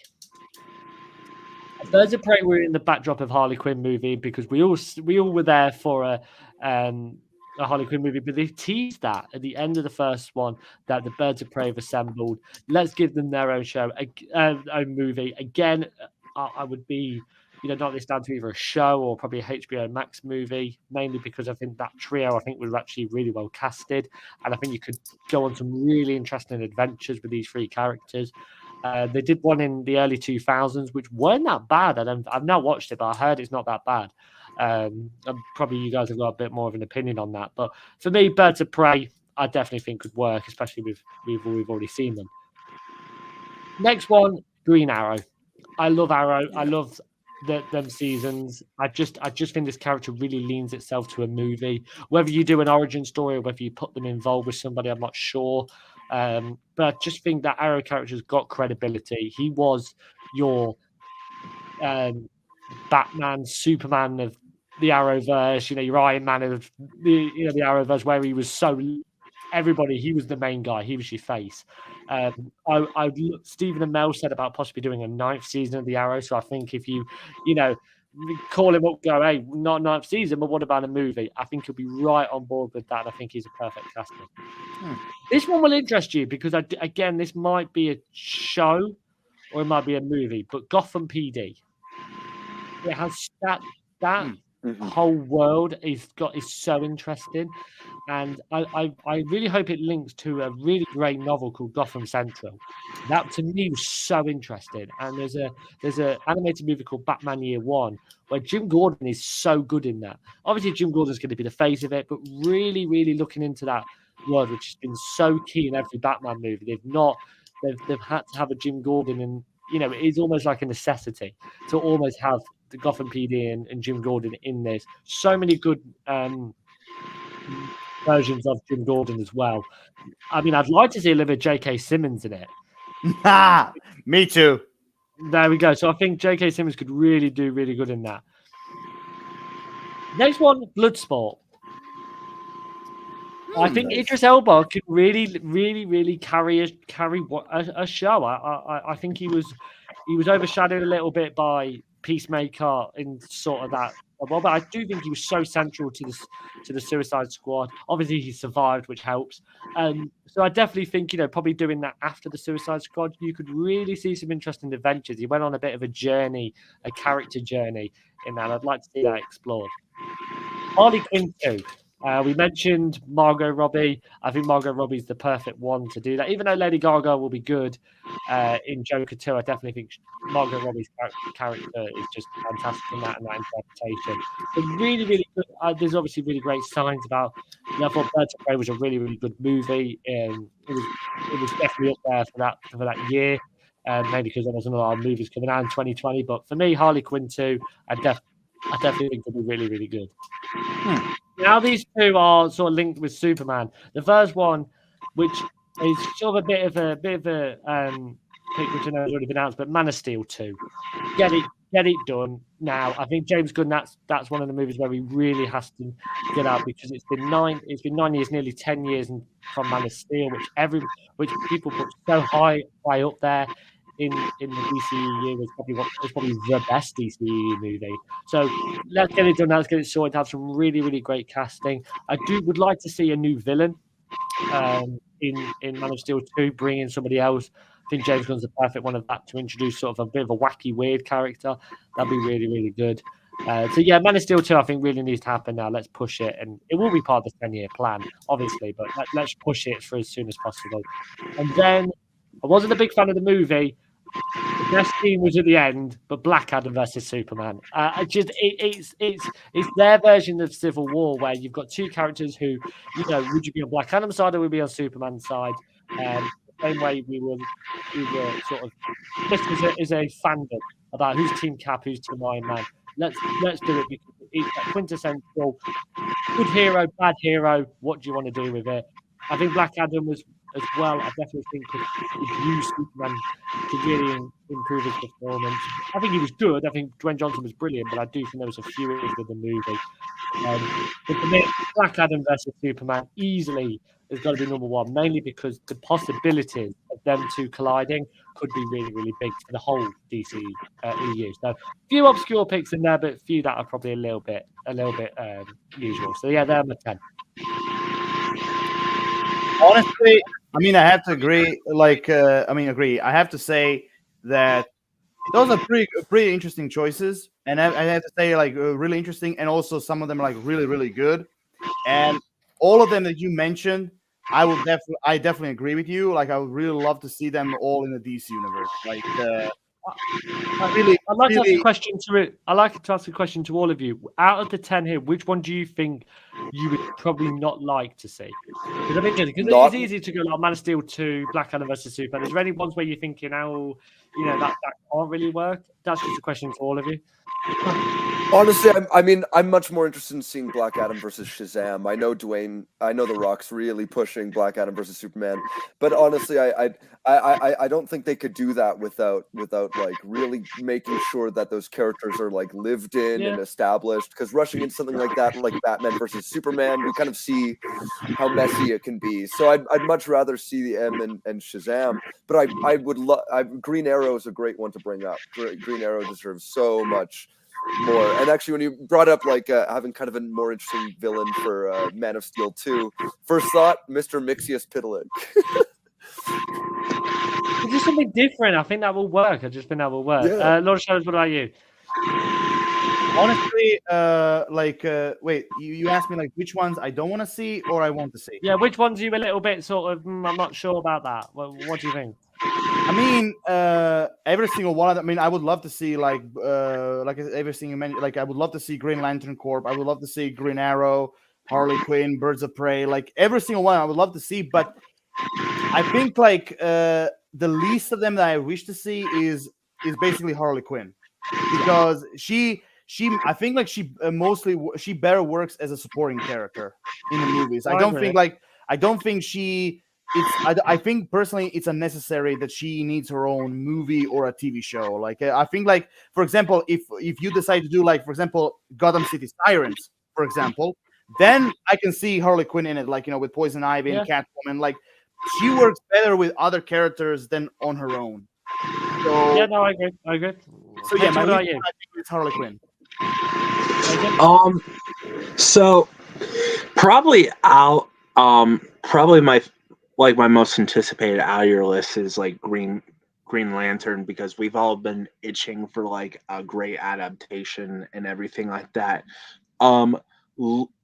least is Black Adam versus Superman, because I agree with Noah, where it's just like it, for starters, I wasn't really excited to see Black Adam. Ironically, because Shazam is one of my favorite characters, but honestly, I just like the idea of Black Adam just being a flat out villain more than just like this anti-hero and this like character that needs all of this hyping up, and just kind of like this, I don't know, in my personal opinion, like a Black Adam versus Superman movie, it sounds kind of boring to me, honestly. I mean, it would be exciting and seeing, oh cool, they're fighting each other, but just like, what's the emotional attachment? What am I getting at here? Yeah, Like, no, it's no, just I see what you mean. I just think, I mean, I was a little bit, I'm not just saying this, but I feel like I was a little bit going Black Adam versus Shazam.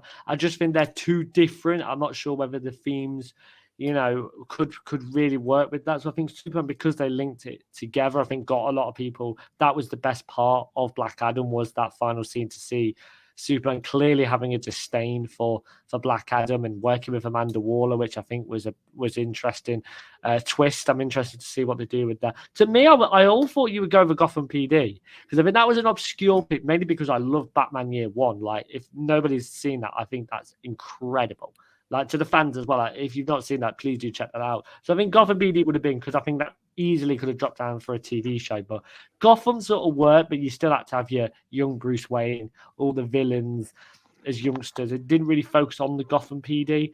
I think that could definitely work, especially with all them parts. No, honestly, Fair Gotham enough. PD was one of my favorite ideas you mentioned. I think, like, because Edgar did the book, and also Yeah. Batman Year One, shout out to David Mazzucchelli and Frank Miller for their original comic series, and that one I think actually has so much potential, because you've got a real world, regular human perspective on the goings on of Gotham and the large, which is very interesting to have, like, a ground floor perspective compared to everyone always being in costumes and everyone, the only people you see are superheroes. I like seeing the human side. Well, anyway, I feel like this is the perfect time to say goodbye. Thank you very much to the main man, the council leader, Lord of Shadows. Thank you very much to Sandman and Peyton. Thank you very much for having me on, guys. I will hopefully see you next time on the Shadow Council. And if you'd like to hear the audio version of this podcast, this show as well, it will be on the Film Review Central channel. Lord of Shadows has been very, very kind enough to give me rights to that, so you can watch it or listen to it, whatever you prefer. So many, many thanks. See you later. Take care, all, and I'll see you next time on the Shadow Council. See you, Karen. See you next time. Yeah, see you. Take care. Okay, so the wish list thing, we're gonna go like at the very end. But I will say this, like, everything that I just want to comment a little bit, like everything that Kieran said, like when it comes to the choice and everything, even though personally all of them are kind of like very obvious choices, but to be honest, like the Superman versus Black Adam thing, you can actually do that because there is something that a lot of fans wanted to see: Superman and Shazam against Black Adam. Because, for example, you can do a Shazam 3 where basically Black Adam is the villain and basically Superman comes to help him. Basically, yes, you will see this amazing fight, against each other and all that. Yeah, sure. But it will be still Shazam's movie. He will be still the main character, and he will like be more connected to Black Adam, and Superman will be more like a supporting character. I think like you can do that in that way, bringing their battle, in it. But besides everything, like I think like everything what he said, personally, I think like I would really love to see that. Even the Gotham project thing that he said, like even Gotham PD, that would be really great to see, especially with J.K. Simmons and James. Yeah. Also, so now, I mean, go ahead. Oh no, it's okay. I was just saying it's nice that he actually covered a lot of the bases of a lot of the projects that have either been kind of discussed or teased, and so it's nice actually that he covered those things that are like, they may be seemingly obvious projects, but they're worthy of that discussion. I mean, personally, I went super obscure with all of mine, so I was like, I don't know how many crowd pleasers. I'm really in the middle with mine. What? I was kind of in the middle with mine. Fair enough.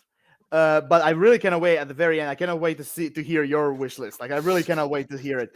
But I will say this, that like I said, like I mean, I could definitely see Bloodsport being. I think I can see it more being like a TV show for HBO Max than actually a movie. But personally, I would love to see like how Bloodsport like went up against Henry Cavill's Superman, how he shot him and everything. I would love. Honestly, I'd like that too. I actually the Bloodsport idea was really good. I loved Idris Elba's Bloodsport, and I would love to see him developed more. Absolutely. Yeah, I mean, like, speaking of that, like James Gunn, I mean, like, he has a lot of stuff to do, because like not only he will be in charge of DC Studios and all the DC movies, but also he will also write and direct, like, couple of movies. Like, he's not gonna direct everything, like just special projects. Not to mention that he still has like two Suicide Squad spin-offs to do, and one of them is connected with Amanda Waller. Not to mention Peacemaker season 2 as well. Like, this guy has a lot of stuff to do, and I really cannot wait to see. Excuse me. Gesundheit. I really cannot wait to see what his like mysterious project is, like, that James Gunn teased. Like, I really cannot wait, But yeah, I mean, like, one of the spin-offs could easily be Bloodsport when it comes to like the Suicide Squad spin-offs. Anyway, like, I mean, let's go to the part that Peyton cannot wait to talk about. The cancel projects. Yeah. Hooray. Yeah, let's talk about the cancel project, because I know Peyton has a lot to say. So please take the lead. Go ahead. Well, there are quite a bit, honestly. The big one, obviously, that Kieran put on his list was Batgirl. That was a big one. I don't think I have anything else to say on that. I thought I did, but I don't. But honestly, it was just really unfortunate how it happened. And honestly, my curiosity is more like with like if James Gunn can bring it back and probably just put it on HBO Max, saying, "Hey, look, I'm just gonna drop it here. You guys enjoy. Just have fun with it." Yeah, that would be nice. Yeah. That would be true. Nice. I mean, personally, I would really love to see Brendan Fraser's Firefly. I would really love to see him as Firefly. Yeah, me too. Yeah, Brendan Fraser had such a tough break in Hollywood that he deserves all the big projects now, and I love his attitude and everything like that.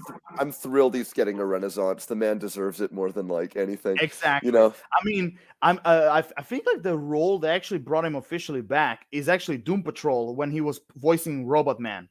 Yeah. I think that was the role that actually brought him back. And again, he's getting a role with Martin Scorsese movie. He's getting a role in the Martin Scorsese movie. Yeah, Killers of the Flower Moon. Yes. Also, he's in the Whale movie that is actually coming out. I think next year. Darren Aronofsky, he got a standing ovation at Cannes, which is a huge thing for his career. That's an amazing. Yes, if you saw the video, he was very emotional. Yeah. Oh my God! I'm so thrilled for him.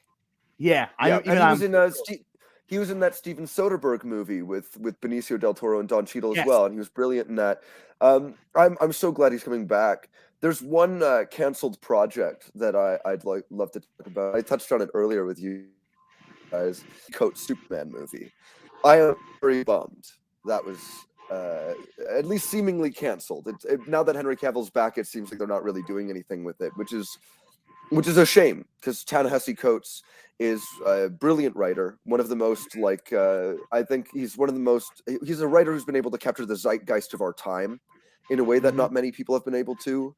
He has experience writing comic books. His runs on Black Panther and Captain America are not only critically received but loved by fans. They've had controversies here and there, but well-deserved ones, and ones where I think he kind of comes out on top. And true. And what he described of his take on Superman, I think, is something very humanistic, very tender, very dynamic and interesting. pulling from the gold, which I think is still the best Superman stuff. I think it was leaning into the fact that Superman, the story of Superman, is an immigrant tale. I think there's something really beautiful about like acknowledging that and bringing that into the lore and bringing that into the text. And I think I'm quite sad that one was canceled, because when I heard everything I heard about that movie, I went, "This is the Superman we need right now, like culturally. This is the person we need to see, the symbol of hope that we need to see on screen." True. I mean, like honestly, if they do like a multiverse arc thing, they could easily introduce the other Superman for that. Basically, that's true. I'm just saying, like for example, if they do like a Justice League versus Crime Syndicate thing, like or like something similar, anything is possible. I mean, as far as I know, I don't think that movie is officially canceled. I don't think it is. Good. I think, that's at least the way how I read the news. Like I think it's not okay. Canceled, but I read that it's like seems to be an in between. It's like a Schrodinger's cat situation where it's both canceled and active. It's like what are they doing? That's actually exactly what I heard as well. So we should see. We should definitely see. Yeah. Fingers crossed on that. It seems like the perfect counterpart to Pattinson as well. Yeah. It seems like the perfect way to do that. Yeah, exactly. I agree. I have some insight as well for another project. There have been a few animated projects. Obviously, I'll let you both talk about the Batman project, because I'm more curious to see what you two have to say about it. But the other one too, I didn't even know this was a thing until I saw it. The Kevin Smith produced Strange Adventures anthology series. Yeah, I've been like, oh, sorry, I didn't mean to interrupt you two. No, I didn't mean to interrupt you. Go ahead. Oh, okay. No, but honestly, like I read the Strange Adventures comic by Tom King. I didn't finish it, but I read like maybe the first like 8 issues or something like that. It was incredible and everything like that, and it just it got me fascinated with Adam Strange and his whole like 50s like sci-fi demeanor, but more like kind of in a modern sense. And Kevin Smith, love him or hate him, like obviously you have to have a very acquired taste. The man's a mixed bag. Yeah, but like the stuff that he does do, and like he's been doing really well in animation. The Lord of Shadows and I actually have been talking about the He-Man show that he put on like amazing recently. Yeah, amazing. It is, and like he can do a lot with animation, and like he has a lot of love for superheroes, love or hate his like comic book runs and stuff like that, but he does have a definitely like appreciation, admiration. Like he's one of the guys you would see at the comic book shop getting his weekly issues and stuff like that. So also let's not forget, like Kevin Smith did mention that he would love to do a DC project about Plastic Man. So yeah, just saying. I mean, Plastic. The guy's got a, one of the things. Oh, sorry. No, I just want to say that maybe one of the James things Gunn. About the Strange Adventures. Oh, sorry. I was just trying to say that maybe now with James Gunn involved, like maybe he could bring to him like the offer for Plastic Man. I mean, I don't know. Anything is possible. Sorry, I was getting some lag on my end. Yeah, I noticed. Yeah, I think Strange Adventures series. Yeah, with the Strange Adventures series. I read the whole Tom run. I loved it. I'm missing as well. Tom King, ex-CIA, writing a story about someone who, under the label of hero, commits war crimes and has to reconcile with that. It's interesting. It's really well done. But what was so clever about Kevin Smith's idea for the series is that it would be an anthology series, much like the original Strange Adventures comic series where every episode would be a different thing. He talked about having Nick Cage in as Bizarro for an episode, and there are a couple of ideas like that I thought, what a brilliant thing. What a wonderful thing. Like, if you're making all these movies and you're showing off, okay, of course Batman gets his solo movie, Superman gets his solo movie, yada yada, all of that is to be expected. To have an anthology show that runs concurrently with all of that, where every episode you get to explore another weird, obscure corner of the DC universe, I think that's brilliant. I think that's a great idea, because that means that gives you the chance to really showcase all the different sides of it, and build out your universe and world build in a way that's like organic without stepping on the toes of the solo films or bloating them with trying to introduce a million concepts in one movie. Yeah. Also, there's one thing actually. Do you have anything else to say about the canceled project thing? Well, I'll definitely. I can't really think of anything else. I mean, I'll definitely chime in on the animated Batman project, but for the most part, like there has been like quite a lot, and like there's been like quite a lot that's on the back burner and stuff like that. And by the way, did either of you two hear? This is kind of foreshadowing for later from my perspective. But did either of you hear about the Static project? I heard it's kind of on the back burner or canceled. I don't know what it is, or it's. As far as I've heard, they mentioned that Static Shock is still in production, like it's still in development. Good. At least that's what I heard. Fingers crossed. Nice. We need to see. That's good. Yeah. Also, I just want to say this because that's also one thing that we kind of forgot to mention. James Gunn. I mean, the one thing is that bastard is such a teaser.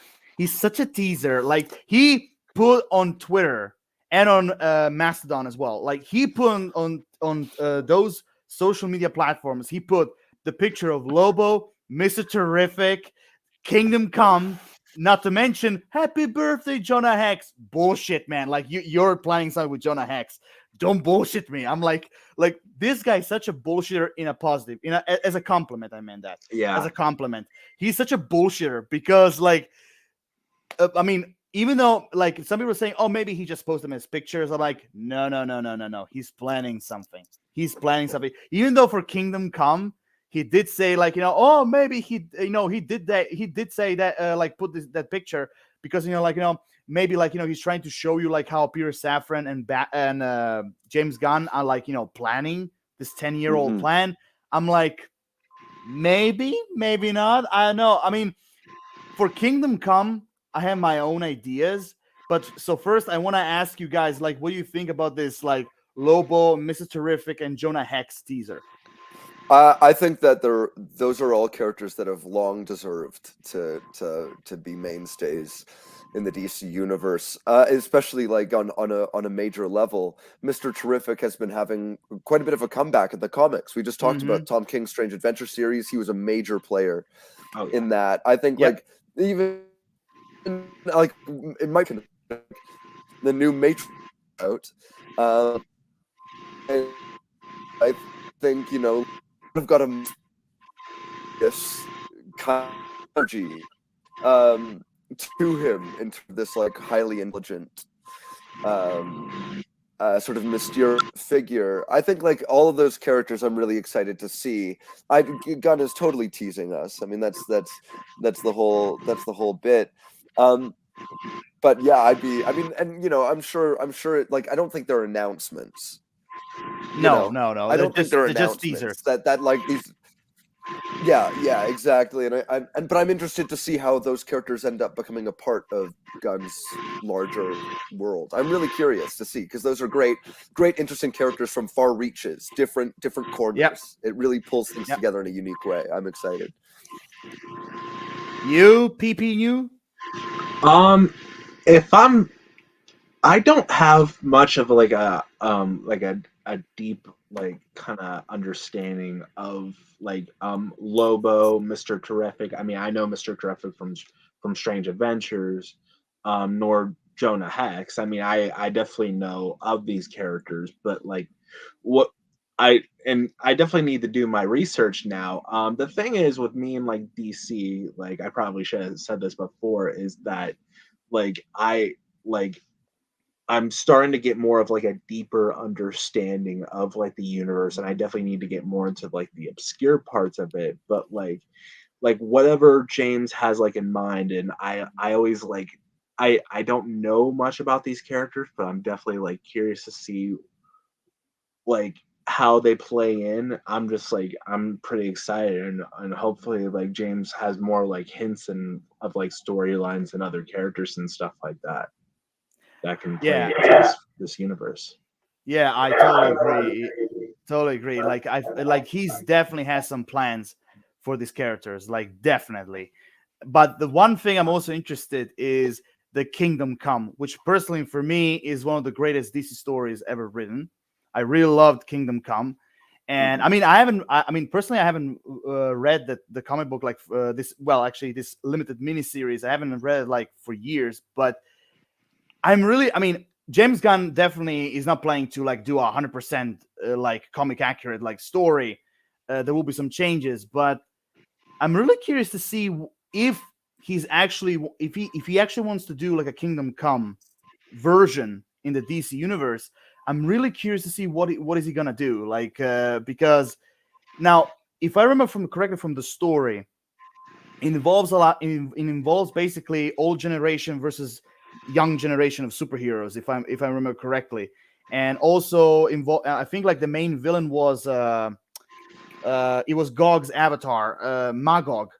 He was basically the main villain, and I know it involved like murdering Lois Lane, the destruction of Daily Planet, and like also Superman coming out of retirement. I know it involves all of that. So I'm really curious, like, to see what he plans to do. Like, if my theories are correct, like, which also this character is also one of my candidates for like the main villain. If he's doing a version of Kingdom Come, we could easily see Justice League and everyone else going up against Gog. Just saying. Yeah, I'd be interested in seeing where the Kingdom Come connection is. I think part of me is convinced that it's like more of a metaphorical thing, where he's like, where it's like if you're just looking at Alex Ross's art and seeing what that kind of the vision of DC universe that paints, like, no, look, we're trying to make characters iconic and life in this gorgeous, iconic way. I think it's more than like a literal plan to adapt Kingdom Come. It does feel like more like we're looking to Kingdom Come to guide our kind of vision. We want these characters. We want this to be mythology. We want this to be like a folk legend with this kind of incredible, expansive beauty. I think that's really, because that's a lot of what Gunn's talked about as well, is like talking about like telling the biggest, greatest story ever told and things like that. And, saying things like that, I think it's like, that's really exciting, to see he's clearly trying to make this thing huge, dominate the zeitgeist, become like a huge part of the culture, something people talk about, around the water cooler or online, things that people will like be caught up in, the excitement and the mythology of it. Yeah, I mean, I agree with everything you said, Noah. I think like this. I think James Gunn probably is like trying to with this picture. He's just trying to show like in a metaphorical way, that he's trying to plan this like really big DC universe story, like you said, ever told.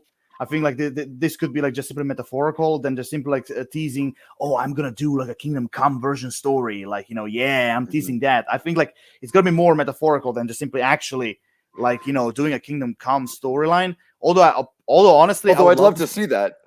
Me too. I would love to see complain. No, I wouldn't complain either. I mean, I would love to see Kingdom Come on the big screen. Like I would really love to see that this version, this storyline actually, or at least an adaptation of Kingdom Come. I would love to see that. But overall, yeah, I think it could be metaphorical, and like again, like with everything that James Gunn is teasing, like I really cannot wait to see like what this 10-year plan will be. Like, after he's done with Guardians 3, I really cannot wait to see the revelations. Like what is he gonna do? Also, Peyton, what do you think about the Kingdom Come thing? I'm not as familiar, but I mean, it sounds like an amazing storyline. I did a little bit of research on it with kind of like alternate versions of these characters, and if I'm not mistaken, is Shazam like is he like is there a version of Shazam where it's just flat out Shazam, and then if he says Shazam, then Billy Batson died, and then like if he says Shazam, there's no more Shazam. Not really. No, No. he's grown up, so he's an adult now. So when he says Shazam, he just turns into himself. I must but be with thinking of an alternate storyline. Though he is slightly Yeah. more villainous. He's kind of being used Yes. by Lex Luthor as a part of this like Mhm. nuclear arms race, which is really, really interesting, actually, and like Yeah. very, very, very well done. I'm a huge fan of Kingdom Come, in large part because it makes very interesting use of Golden Age characters. The way it brings Yeah. back Jay Garrick and Alan Scott are like revelatory, because they're almost the versions of the characters that they always should have been, where they're almost like Greek gods compared to like, you know, like Jay Garrick is just a red blur with the helmet of Hermes, you know, and there's Alan Scott as like the cosmic King Arthur with his shimmering green light construct armor and big sword. It's such amazing imagery. Yeah, I agree. I totally agree. It's such a beautiful. I'm really glad that it's clear Gunn knows his stuff and he's pulling. Yeah, definitely, because like I said before, sorry, like lag Kingdom again. Come. Yeah, that's no problem. That's no problem. I just wanted to say that personally, like I still think like Kingdom Come is like one of the greatest DC stories I've ever read. Like it's definitely in my top 5 when it comes to DC storylines. I really loved like everything that was portrayed, the overall story and everything. So yeah, again, it could be like a teaser for Kingdom Come, or it could be just simply metaphorical. Like we shall see. We don't know. But again, just like you said, I would pay good money to see that on the big screen. Just saying. Me too. Certainly no complaint. Yeah. So with everything said, let me just see the topics. Yes. So now, before actually we go to the wish list, I just want to say this like very quickly. Like, so 2023, DC is gonna go on a rampage, just like Marvel. Like, we're gonna have Shazam, Fury of the Gods. We're gonna have the Flash, Blue Beetle, and Aquaman, the Lost Kingdom. So I want to ask you two, of all the like 4 movies that are coming out, which one are you most excited? Oh, I'll go first. Okay. I have a tendency to do that. I'll go first. But no, in all seriousness though, the like one of my favorite, even though technically he's not a DC character. Well, yeah, technically he is, but you know, he started off at Fawcett and everything like that. Is the original Captain Marvel, who is on your T-shirt, Shazam. Yeah, I love that T. And I loved the first David F. Sandberg movie. I thought Zachary Levi. I was gonna say Zach Braff for a sec because I've been kind of on a Scrubs kick. By the way, he'd be great in this DC universe. Agree. Yeah, he'd be fun. Yeah. Oh, and Donald Faison actually played Booster Gold, so little trivia for you there. That's right, he did. Yeah, I think there was like some kind of weird fan castings of like him, of like Braff playing Ted Kord along with Booster Gold. What do you guys think about that? Wow, I think that would be really interesting to see. Yeah, for a CW show, that'd be kind of amazing. Mm-hmm. Yeah, but Shazam, like I love the whole Goonies aspect, and I love the adaptation of the New 52, and you know, all those like little Easter eggs and stuff like that, and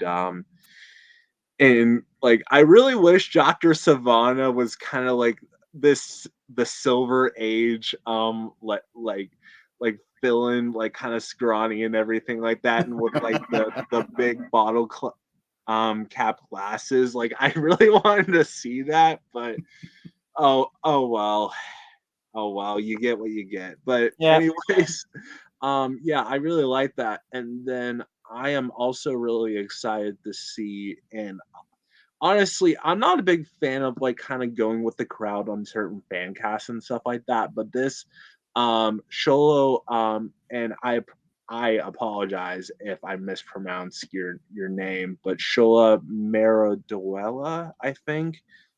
He would make I'm really excited to see him as Jaime Reyes, and I've like been like a decent fan of the Blue Beetle and like kind of what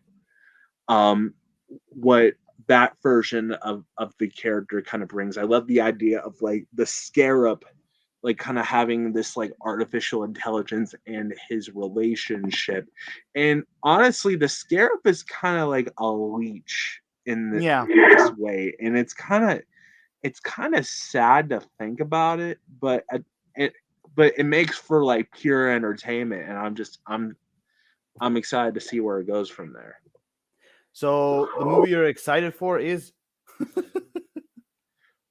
I'd say it's kind of like Shazam first place, Blue Beetle close second. Oh, okay. And you, Sandman? I think it's Blue Beetle. I mean, I'm actually really looking forward to The Flash because despite Ezra's controversies, they are a very talented actor, and I'm sure they're going to do a very good job. The reviews so far, like it seems like the first audiences have responded really, really positively to it, which is nice. And it'll be nice just for the Flash movie to just finally come out, just after all this time, for it to actually just come out. I'm thrilled for that, just for that reason alone. But Blue Beetle as well, I do find really interesting. I've never gotten into Jaime Reyes as a character. I'm mostly unfamiliar with Jaime Reyes. I'm very familiar with Ted Kord and Dan Garrett because I love all the Golden Age stuff and the original Charlton comics. I love all that stuff. I'm really excited to get to know the Jaime Reyes version of the character. I think the casting's really good. Susan Sarandon as the villains seems really interesting. The fact that like it was, even as Batgirl got canceled, it was like graduated from an HBO Max movie to a theatrical release, I think says something about its quality. And that speaks volumes to me. That's been. I am really looking forward to. Okay, fair enough. For me personally, like I mean, I will watch all four of them personally. But if I have to choose, like which ones I'm excited, I mean, to be honest, I'm just like you, Peyton. I'm split between Shazam, Fear of the Gods, and Blue Beetle. Yeah. Like, I mean, don't get me wrong. I would love to see The Flash finally. I would love to see Aquaman: The Lost Kingdom, of course. But like, if when it comes to like excitement, I'm split between Shazam, Fury of the Gods, and Blue Beetle, because I've been a fan of Blue Beetle. I love both Blue Beetles, the Golden Age and the new one. But I've seen Blue Beetle. Like, I've read his comics. I've seen him in Brave and the Bold. I've seen him in Young Justice. Like, especially like on the screen, like I fell in love more and more with the character of Blue Beetle. So like I always wanted to see him on the big screen. So I cannot wait to see Blue Beetle in general. Like, so yeah, Shazam, Fear of the Gods, and alongside Blue Beetle. Those are movies for me that I'm really, really excited to see. So with that being said, it's time for the wish list. Woo! Okay. The wish list. It's like we're in a Berlin nightclub right now. This feels so 2002. Yeah, I mean, I have the headphones and everything. All I need is like the DJ equipment. Peyton, where have you been? Where have you been all this time? Hey, can we put on some Sugar Ray? Oh my god. Okay, so now I just like Kieran, I gave Who wants to go first with their wish list? So I kind of want to go first, just because I know you two will have a lot to say. Okay, I just want to say this. I give all of you like some homework to put like your top 10 like movies alongside the main villain. So I really cannot wait to see you. I will go last one. So Peyton, if you want to go first, go ahead. All right, I'll bust it out. So I might kind of go back and forth on like some things just to warn you. Okay. But the first one I really want to see, and Noah and I have been talking about this extensively, is the New Gods, or a fourth world type mini universe or TV show or whatever they want to do with it. Jack Kirby is the king of comics. There is no denying about it. It like he is a foundation of the comic book genre. And what Noah said about like this concept, like the first like thing that Noah, Alan and I were talking about this earlier. How like this was Kirby's like first like big like serious like type of like series or saga, and this was like this foundation right here. It's like it's like this big type of epic, like, and George Lucas actually based Star Wars off of this, along with his other like influences and stuff like that. And to see like this kind of this big epic with like New Genesis versus Apocalypse. Ooh. And I'm like, and also I'm looking forward to seeing Mr. Miracle in there. And just I would like to see this kind of Star Wars meets Game of Thrones type show with like Dune elements and just all this like crazy like this crazy visual stuff. Also, I really want them to adapt Kirby dots in some way or another. Like that is so. Oh yeah, definitely. Like they did that in Spider-Verse, but they need to do it in live action and figure out how to do it well. Okay, it's gonna be tough. Yeah, exactly. Second one is Adam Strange and Strange Adventures. We already talked about this. I'm not going to get into details, but I'd love to see that anthology concept, or at least like some type of Adam Strange TV show. Third one, Noah and I also have been talking about this, and just be cool. Plastic Man. Not much I can say, but just really silly. Well, not silly. Well, yeah, you can go silly, but yeah, it's totally just, silly, totally silly. Yeah, definitely. Completely. And also just it's out there. Like there's nothing wrong with going out there, and I think Gunn would like his direction for this universe would go perfectly. The fourth one would be and this is kind of a really obscure one. I read this in a I read like the first issue or something like that. I did a little bit of research on it. Dial H for Hero. Awesome which is choice.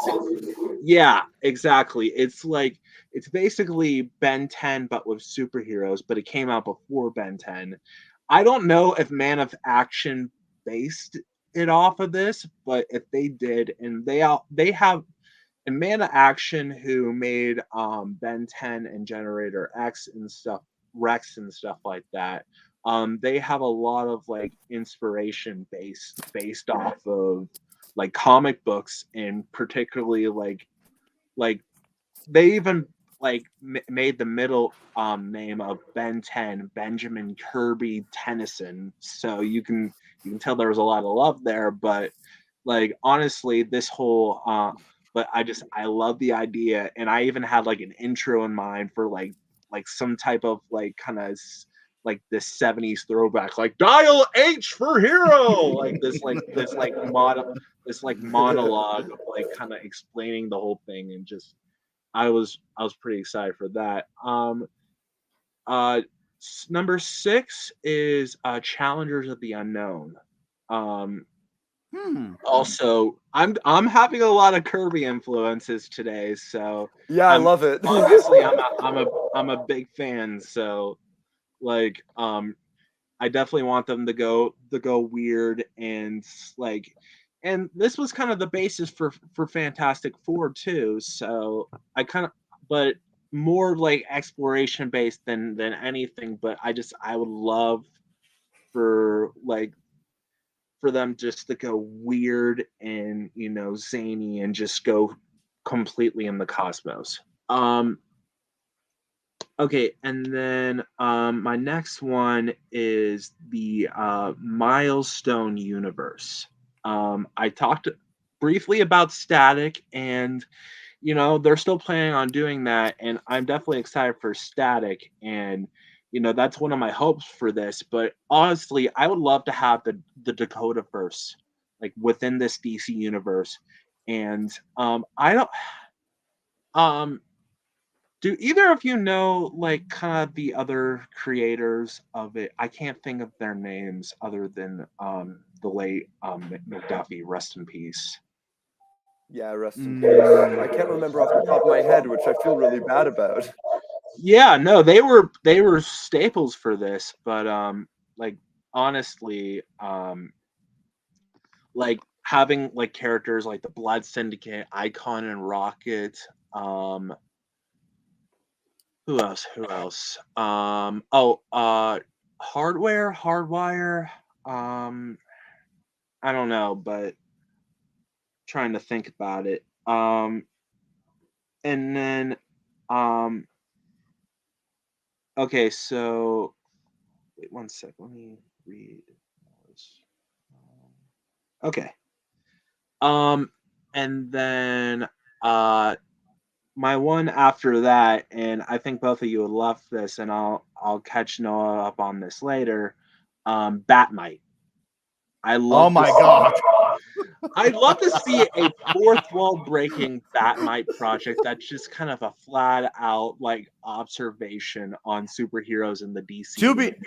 To be honest, James Gunn already teased Batmite in Peacemaker. Yeah, I know. That's one of the reasons why I said it. Yeah.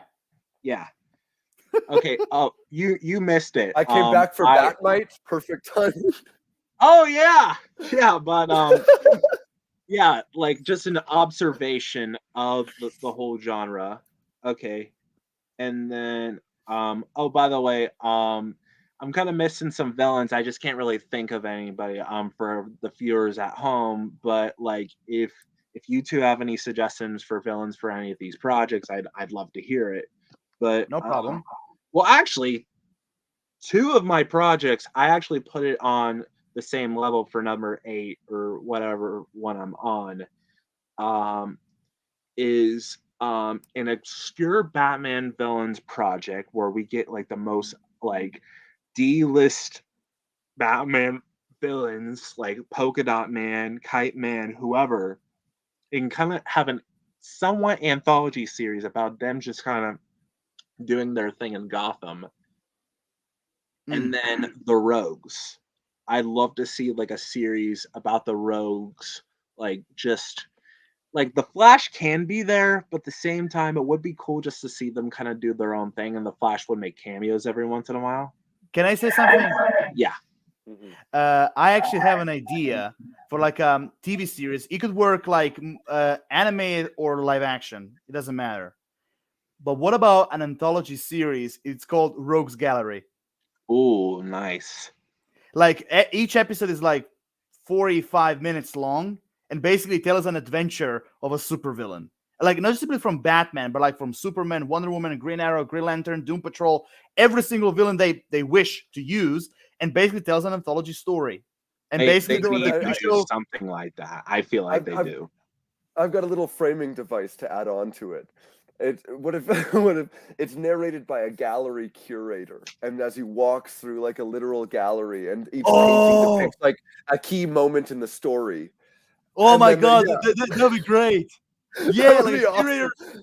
Yeah, I mean, like imagine a curator has like portraits of many different villains, and he tells the story. Let me tell you a story about Joker and that time. Let me tell you a story about perfect. Like let me tell you.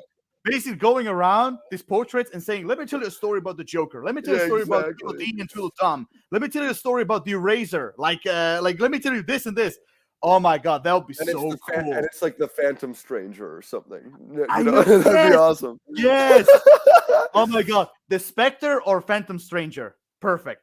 Yes. Okay, Peyton, please, the floor Please is yours. continue. Thank you. All right. Okay, number 8. Well, actually, I put both of them on an 8, but I'll just put one at 8 and one at 9. Number 8. This is actually kind of a weird idea, and I don't know what they're gonna do with this character going up because of this Batman. But if they decide to do it, I'd love to see a Robin anthology series, or at least a few episodes dedicated to each Robin and kind of their experiences with Batman, and like in this either animated or live action or whatever they decide to do, just kind of have like this kind of experience and kind of exploring like the mindset of each character and just like, okay, well, like what's going on, why am I here, etc. And then yeah, that's pretty much it. And then number 9, I think this is a pretty obvious one. I think everybody wants it, but the Teen Titans. I mean, I don't know what this universe would do with it, but I mean, maybe get in like kind of like some like kind of obscure teen superheroes with like our favorites like Starfire, Raven, Beast Boy, etc., and just kind of have this this love letter to the team and everything like that, and kind of like have an amalgamation of the George Perez. I'm sorry. Was it Marv Wolfman and George Perez? Yeah. Yes. Yes. Okay.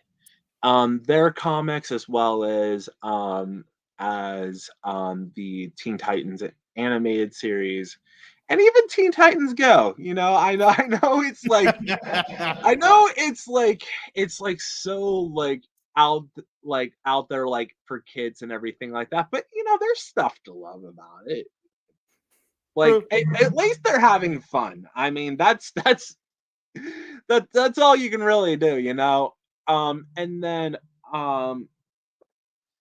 then my number 10, and I want this to be like Spider-Verse, where you get like an iconic character, a really iconic character who's had like some ups and downs, but you get them like the true cinematic treatment, or at least like a love letter. So Superman, an animated Superman movie, like that's like I was kind of inspired by the League of Super Pets. But like this, by the way, we haven't talked about the League of Super Pets once. Side note, really liked it. I don't know what you guys thought, but I really liked it. I have not seen it. I have not seen it. I'll be completely real with you. We'll talk about it later. But okay, I just want to be short. Like it was. How can I explain this? It was cute. Okay, yeah. Let's put it this way. It was cute. That's all I will say. It was cute. That's all. No, I think you'll get some type of enjoyment out of it.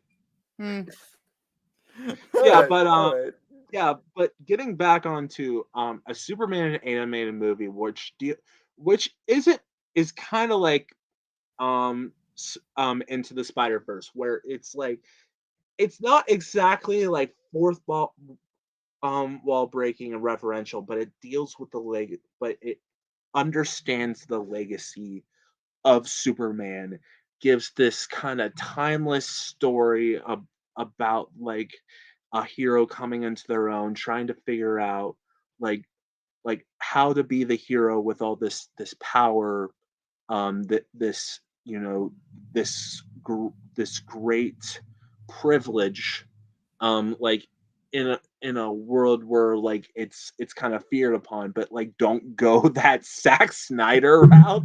Like, oh, you're a god. No, you're just an alien with a crap ton of powers, and as much power as you have, you're vulnerable. Like you got everything from the red sun to a very obscure rock. Oh my god. Yeah, but honestly, yeah, but that's my list. Like I did a little bit of thinking. I'm not sure if I can think of anything else, but I'd love to hear what you two have to think about. Okay, so Noah, you go second. I'm really interested. I'm really interested to see, or more precisely, hear your propositions. Well, I'm grateful that only one of them has been touched on even remotely. So it's nice that there's not much overlap. The Sandman, right off the bat, the Golden Age Sandman, not Neil Gaiman's. Wesley Dodds. I think he's the most underrated. I mean, I'm going by Sandman here. I think he's the most underrated character at DC's disposal. His power of having cryptic, prophetic dreams of crimes that haven't happened yet is one of the most brilliant concepts in all of comics. And I don't think he's been exploited nearly enough. And I've been very frustrated with the fact that all the Golden Age characters have been like forced into being World War II relics. I'm very interested in taking those characters and reinventing them, giving them the same respect as like Superman and Batman and Wonder Woman. Right? True. These characters should be reinvented in the exact same way, and I think it's quite sad that they aren't. For his villain, I think this would be a series as well. Like I think he'd have his own. It'd be like a detective series. Fair enough. I think the main villain would be Funny Face, who was an episode from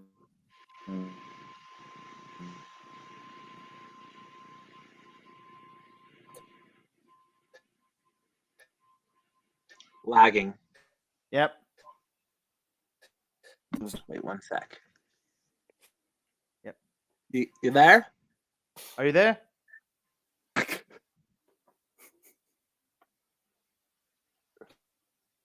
Back alive. Is everything Oh, okay. You're there. You're there. Okay. So try again this time. Okay. I mean that's the core thing. Paul as the Sandman. I think he'd be brilliant. Wait. The next one is the Question. Oh, nice! Another detective story. I love it's I'm nuts for the stuff. I love a good detective story. And there's more to come. But there's I'd want him to face the Wild Ones gang. I just rewatched the Dick Tracy movie, which is awesome. And I love the idea of the Question kind of facing down with these really kind of bizarre mobsters, these really weird shaped caricature mobsters.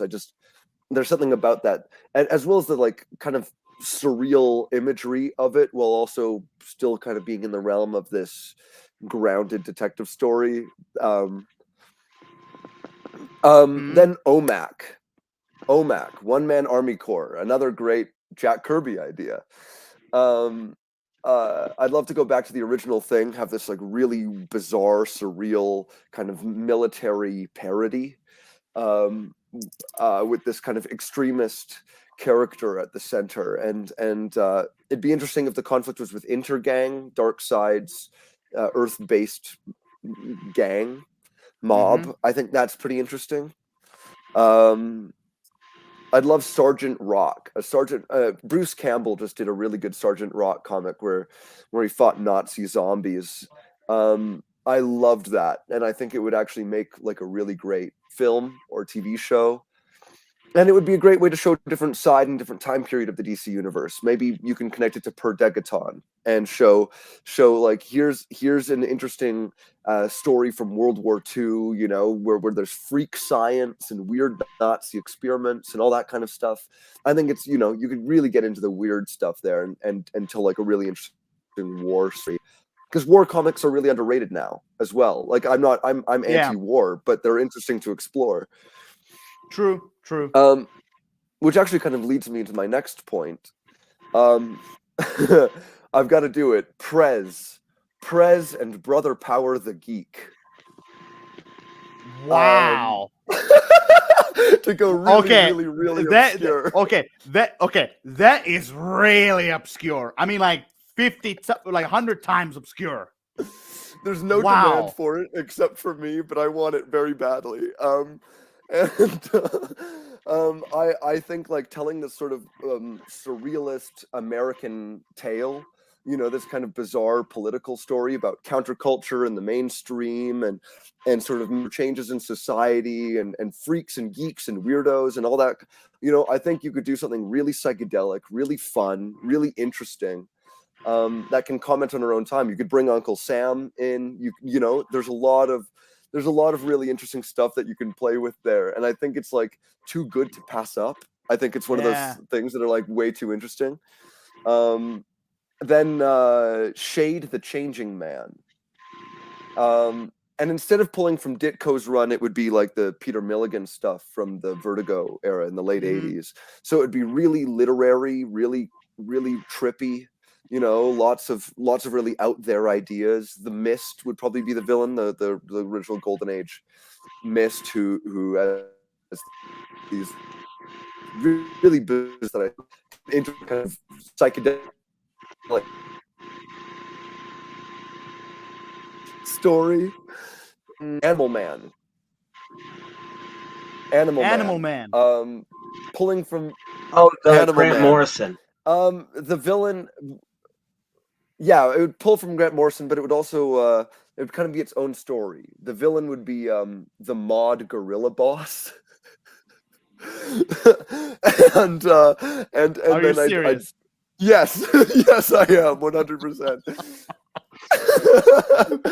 Oh my God. And then I'd bring in Captain Carrot, and Detective Chimp. Oh my God. And I think it would just be like the wildest thing. I mean, I'll be honest here.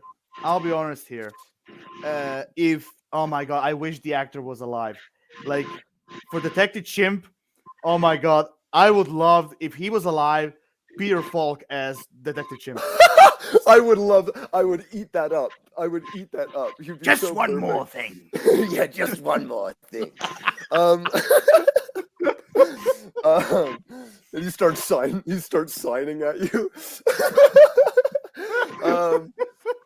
And then the next series would be, and this is the only one that was touched on before, kind of, but separately.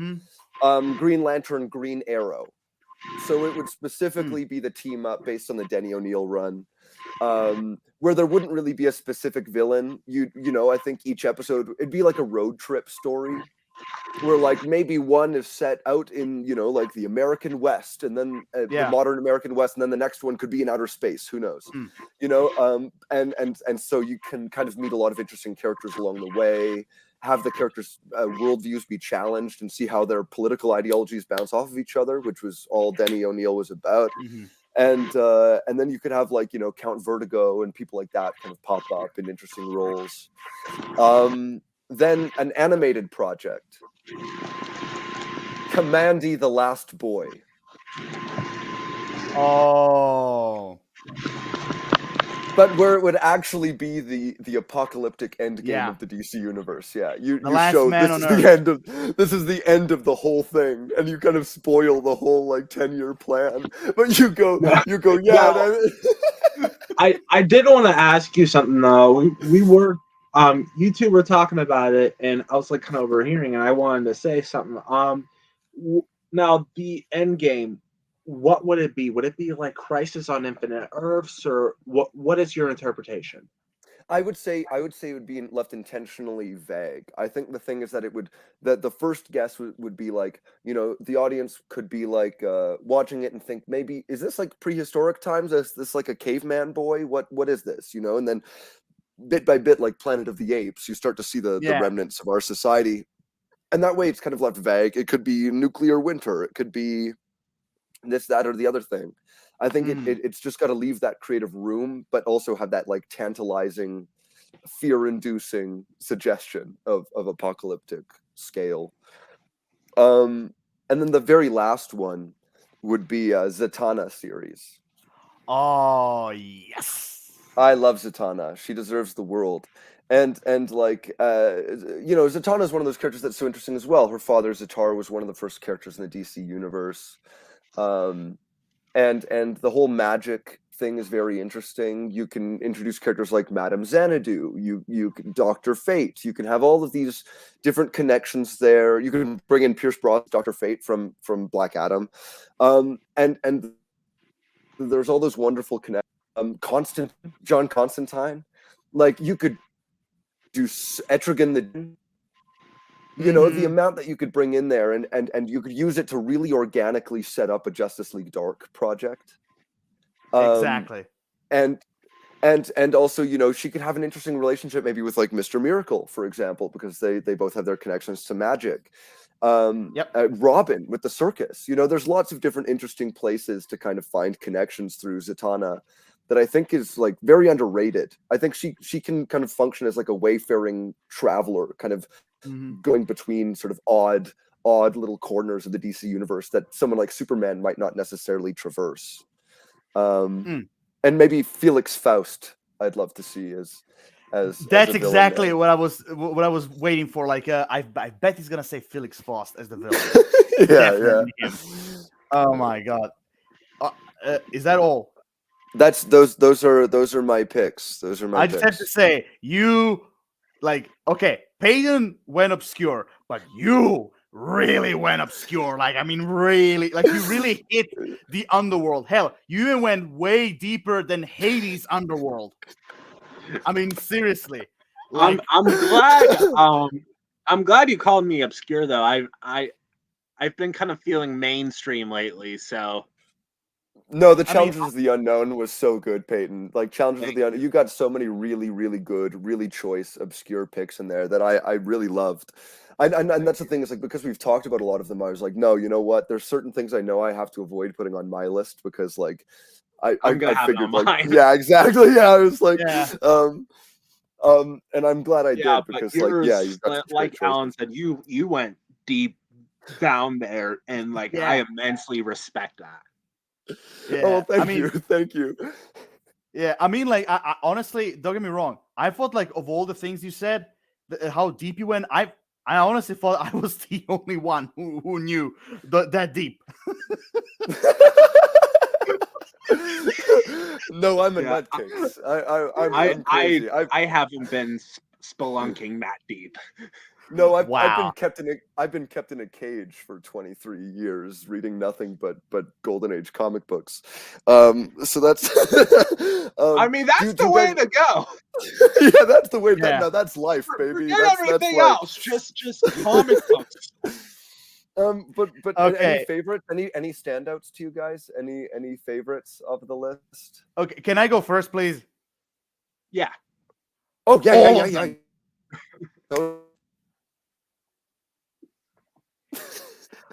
All of them, okay? All of them are my standouts. All of them. I want to see all of them. Score! That's a win. That's a victory. I feel good about that. And now you, Peyton. Oh, thank you. Probably out of them, that I found pretty interesting was the Danny O'Neill Green Lantern, Green Arrow. I always saw that, and I'm just like, I never got a chance to read it, but I always just thought, this is interesting. You have like two different characters from like, well, obviously you have Hal Jordan is very like Earth based and everything like that, but you have two very types of characters. You have this kind of very street level, very Robin Hood. Literally with his design and everything like that, but this very Robin Hood based vigilante, and then you have this very cosmic based, like, you know, Green Lantern, and now I have to read that series and whatnot. Well, and it's brilliant because like that's the thing that's so great about it. I think it's one of the best DC books ever written. And one of the things that's so interesting about it is that it meaningfully asks the question, what does it actually mean to be a superhero?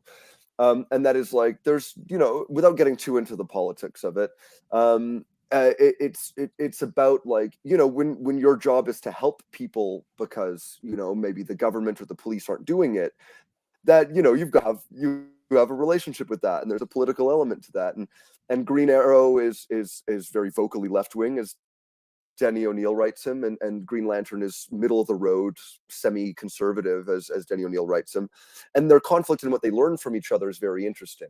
And so you get to have those different variations on what they believe the ethics of being a superhero are, while they also bond and get to know each other. And there's that very like fun road trip buddy cop kind of element to it as well. But it's got the depth there to carry it. So it's a really great book. It's a really great book, and I think it would be a perfect TV show. Absolutely. Okay. So now it's my turn actually, and to be honest, like I'm right now I'm kind of like I'm kind of ashamed because like I didn't go that deep, honestly, but like fuck it, like here it is. So basically, my first choice is like because I really want to see it so much is Man of Steel 2. But where the main villain is actually, and we talked about it, the main villain is Mongol. And again, Mongol is a villain that I always wanted to see on the big screen. I always wanted to see him, and you can easily adapt a storyline that basically connects with Warworld or the Black Mercy plant. You can do like something like a mixture of those two, and also you can even add like other superheroes basically coming on Man of Steel 2. Because definitely you're not gonna see Superman going against Mongol on his own. Like you need like basically some other superheroes as like supporting characters. Like for example, if you remember the comic book that Alan Moore wrote, and also the Justice League Unlimited episode, where basically you have Wonder Woman and Batman trying to fight Mongol and try to release Superman from the Black Mercy effect. Like basically that's one of the reasons why I wanted to see Mongol. Like you can do a mixture of those two storylines. But I think like personally, I would love to see more Warworld, storyline than the Black Mercy one. Again, that's just me. So the next one, and this is basically I put this because I really want to see Ben Affleck in his own Batman movie personally. But the thing is, so the Batman basically. Let's go like. Let's just not beat about the bush, okay? The Batman, where the main villain, in the Batman, where the main villain is Mad Hatter and the Wonderland Gang. Yes. And basically the Wonderland Gang, and that's my personal choice, okay? The Wonderland Gang would have been Tweedledee and Tweedledum and Red Alice. That's just me. And basically, the Mad Hatter is kind of like, he's the main villain basically in the story. And now, in my version, this will also be like an origin for how Jervis Tetch became the Mad Hatter as well. And basically, I know I'm not sure like how you can go with the story or like basically doing like a normal Batman storyline. But it basically, like I said, Mad Hatter and the Wonderland Gang. Like, that would be, like, basically the main villains. And also, I think it's about fucking time that we saw the Mad Hatter on the big screen. Yeah. Just saying. And honestly, even I know he's old, but I always wanted to see Martin Short as Mad Hatter. Oh, yeah. Because he fits the role so much. But believe me. You wanted to say something? Oh, no, I was just saying that. But now that I think about it, like he's kind of like one of the actors from like kind of a forgotten era. Exactly. Like, well, not forgotten, but like it's a very like kind of classic era. Exactly. And, like he brings that energy back in every like recent performances. And I actually did get a chance to watch a little bit of Only Murders in the Building, and I can definitely see that. I saw the first season of it. I need to catch up, but I love Martin Short, and he actually played the Mad Hatter in not the Batman one, the original Alice in Wonderland. Yeah, in the Alice in Wonderland movie from 1999, I think it was, with Yes. Gene Wilder as well. Mm-hmm. That's which is a really good take, actually. I really liked that one, and he was perfect in that. He was brilliant. So that's why I could always see Martin Short for me as Mad Hatter, and so. Again, Mad Hatter and the Wonderland Gang will be the main villains in the Batman. Now this is separate, like Green Arrow.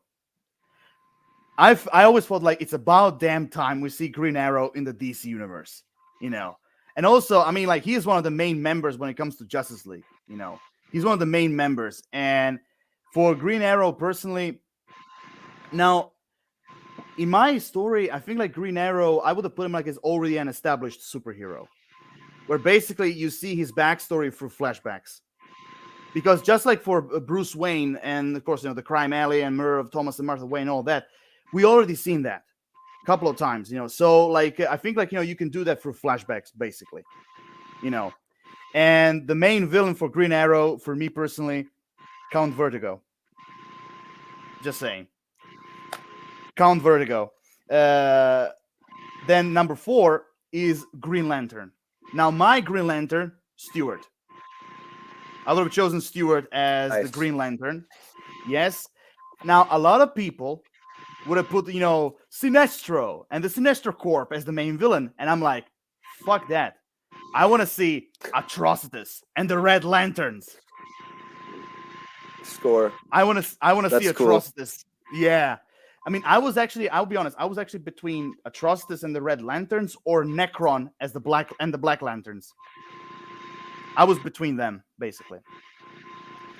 Now we go to kind of like the underground thing. Okay, so number 5 for me is Legion of Superheroes. The Legion of Superheroes, cool. the Legion of Superheroes, and which is basically also kind of like their origin story, where basically you see Superman, Batman, and the rest of them like basically training them to become like kind of like preparing them for like the next generation of Justice League, basically.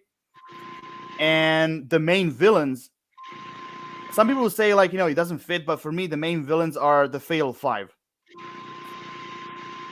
Just saying. The Fatal 5. Now, this is a storyline. The next one, this is a storyline that I always wanted to see on the big screen. By Jeff Johns himself, Stars and Stripe.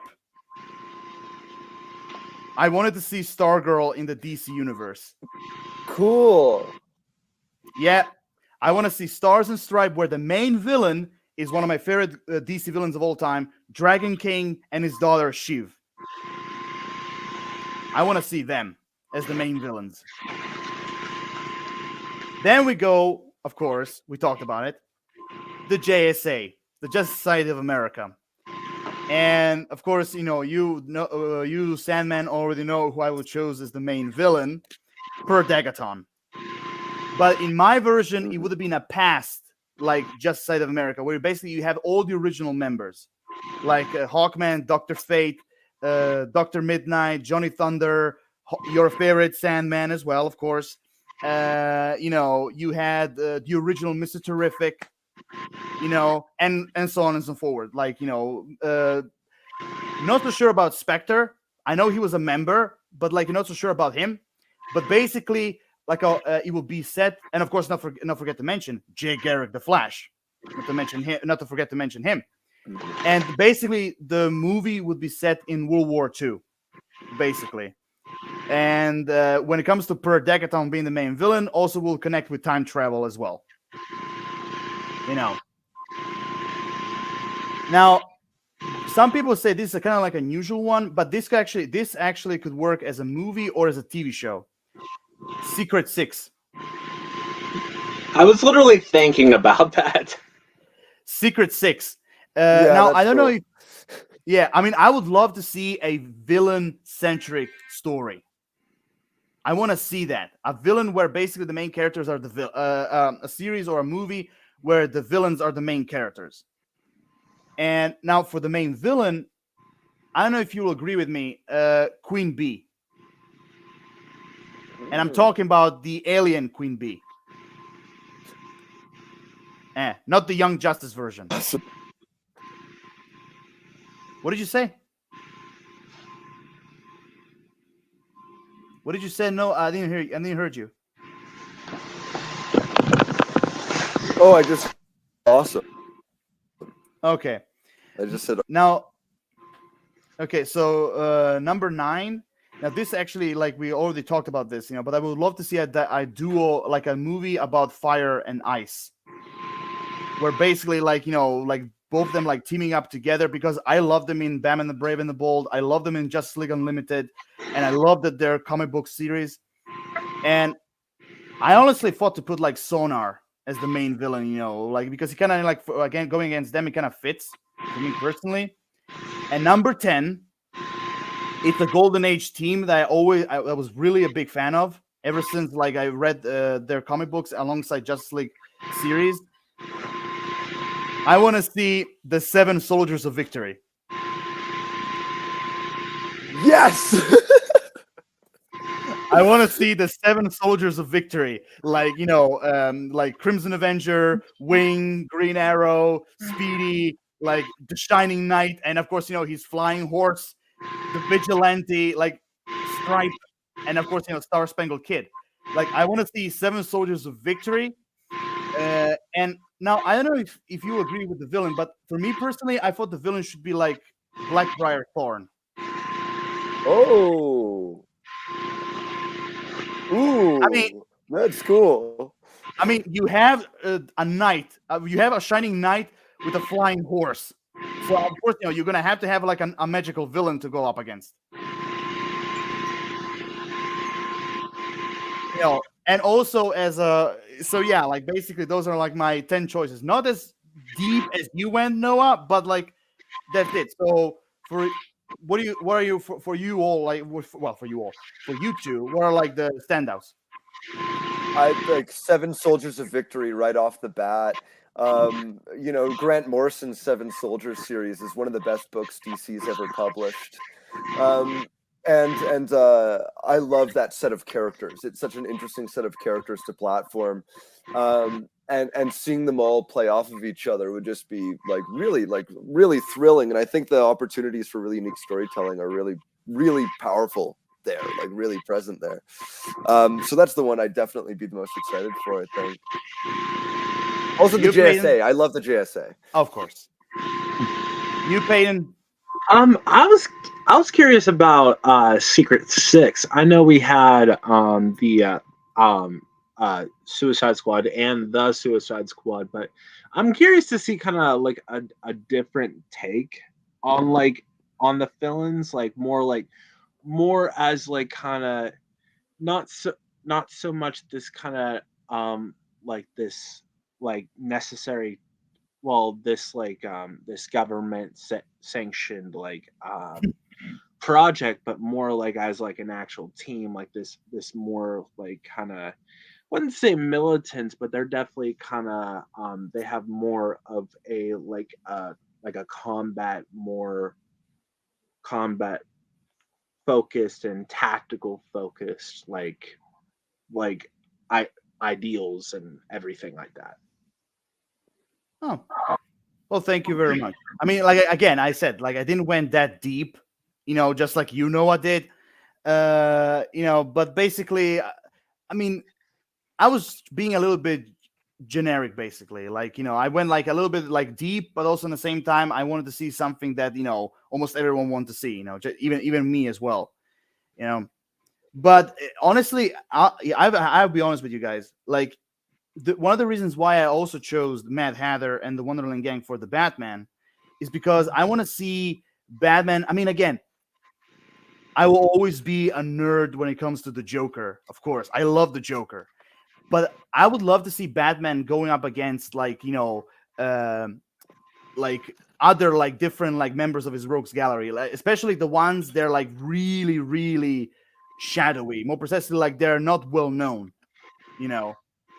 Like, I mean, for example, like, let me give you a few examples, like the Spinner, the Eraser, Mad Monk, the Cavalier. Well, it's a shame Polka Dot Man is not available anymore, but, Killer Moth, Zebra Man, like, I want Polka Dot Man back to life. Please do. Well, I mean, if the Flash reboot works, maybe we will. I don't know. Oh, Ra's al Ghul should get his body and put him in the Lazarus pit. There we go. How can you put his body? How can you put his body? Yeah, there we go. Like he became a pancake. Well, then scrape him up with a shovel. I don't know. Do something. I love Polka Dot Man. So. Just scrape him off the floor. I do. Exactly. I gotta say, Alan, I really do love the Wonderland gang as a villain for a Batman movie.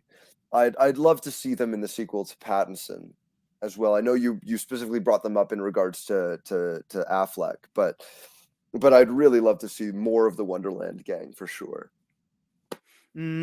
Yeah, and again, like I said, my wish is basically to see Batman facing off against like let's just say underappreciated members of his rogues gallery, basically. You know, I mean, there are also others that actually I wanted to mention, like for example, I mean, he's not known that much, but even like I will go as far as say I want to see Batman go up against the Clock King. Oh, Oh, yeah. cool, yeah. Oh, yeah. And you mentioned the Mad Monk as well, who's just he's one of my all-time favorite Batman villains. Nobody ever talks about him. He deserves a comeback. He deserves a real comeback. Yeah. But here's another villain that I would love to see him go up against, you know. And I mean, he is known, but not that much. But I would love him to go up against, you know, face to face against Anarchy. Because I think that you know that miniseries about Anarchy. I can't remember exactly when it came out, but basically there was a miniseries where Batman went up against Anarchy, and it was such a great like story, and I would really love to see like an adaptation of that. Yeah, Anarchy is another one of those characters. Gotta be. You know, I think Batman's in that place where like he really deserves like a remix. You know, it's Exactly. like we've seen all the hits, and the hits have been played out. Yeah, You know, and I still now really is the time. And I still believe, even though a lot of people say Killer Moth looks ridiculous, he's a ridiculous villain, but I still believe Killer Moth, they can do him justice. No, I've written him into like if I were ever to make a Batman movie, I've written him into it. I 100%. I love Killer Moth. I really love Killer Moth. Although ridiculous, like I don't know what. Oh, sorry. Go ahead. Sorry. Go ahead. I guess this is even like if this is the note we're kind of ending on. I think the thing about James Gunn now being in charge is like we've got these great, colorful, obscure characters being showcased, which it is the way it always should be. And I think we're kind of moving past the days of the dark and gritty, realistic reboot in favor of something more vivid and more exciting. And so I'm really, really looking forward. Because I think now we are actually probably going to when even Batman versus Superman came out, you know? True. Yeah. But also, like, I mean, there's a lot of other villains that he can go up against. Like, he can go up against, like, what was the name? Also, yeah, I would love to see, I mean, she could be involved with the League of Assassins, but I would love to see Cheshire. I would love to see her as well. Well, that's it, right? You get Cheshire, you have White Rabbit. You know, in terms of like the Wonderland gang, you have a great army of options. Exactly. Oh my God. Well, gentlemen, it looks like we came to an end to this meeting. We said everything, and like I hope that you all enjoyed, you know, being part of the Shadow Council episode 2, like always. Well, everyone who's watching or not, who knows? We came to an end to this episode. I hope you had a great time watching us. I hope you enjoy the live stream. Like always, you know the tradition, you know the protocol. Leave a comment, like, subscribe to my channel. You can follow me on Instagram, Twitter as well. Like always, I wish you to have a great rest of the day. For some of them, a great rest of the night. I'm Lord of Shadows. Like always, Peyton from the Pop Perch Network. Go support your local comic book shop skits. Like always, brother. Yeah, like always, Lord of Shadows. Signing off. See you all next time. Thanks for having me. Bye.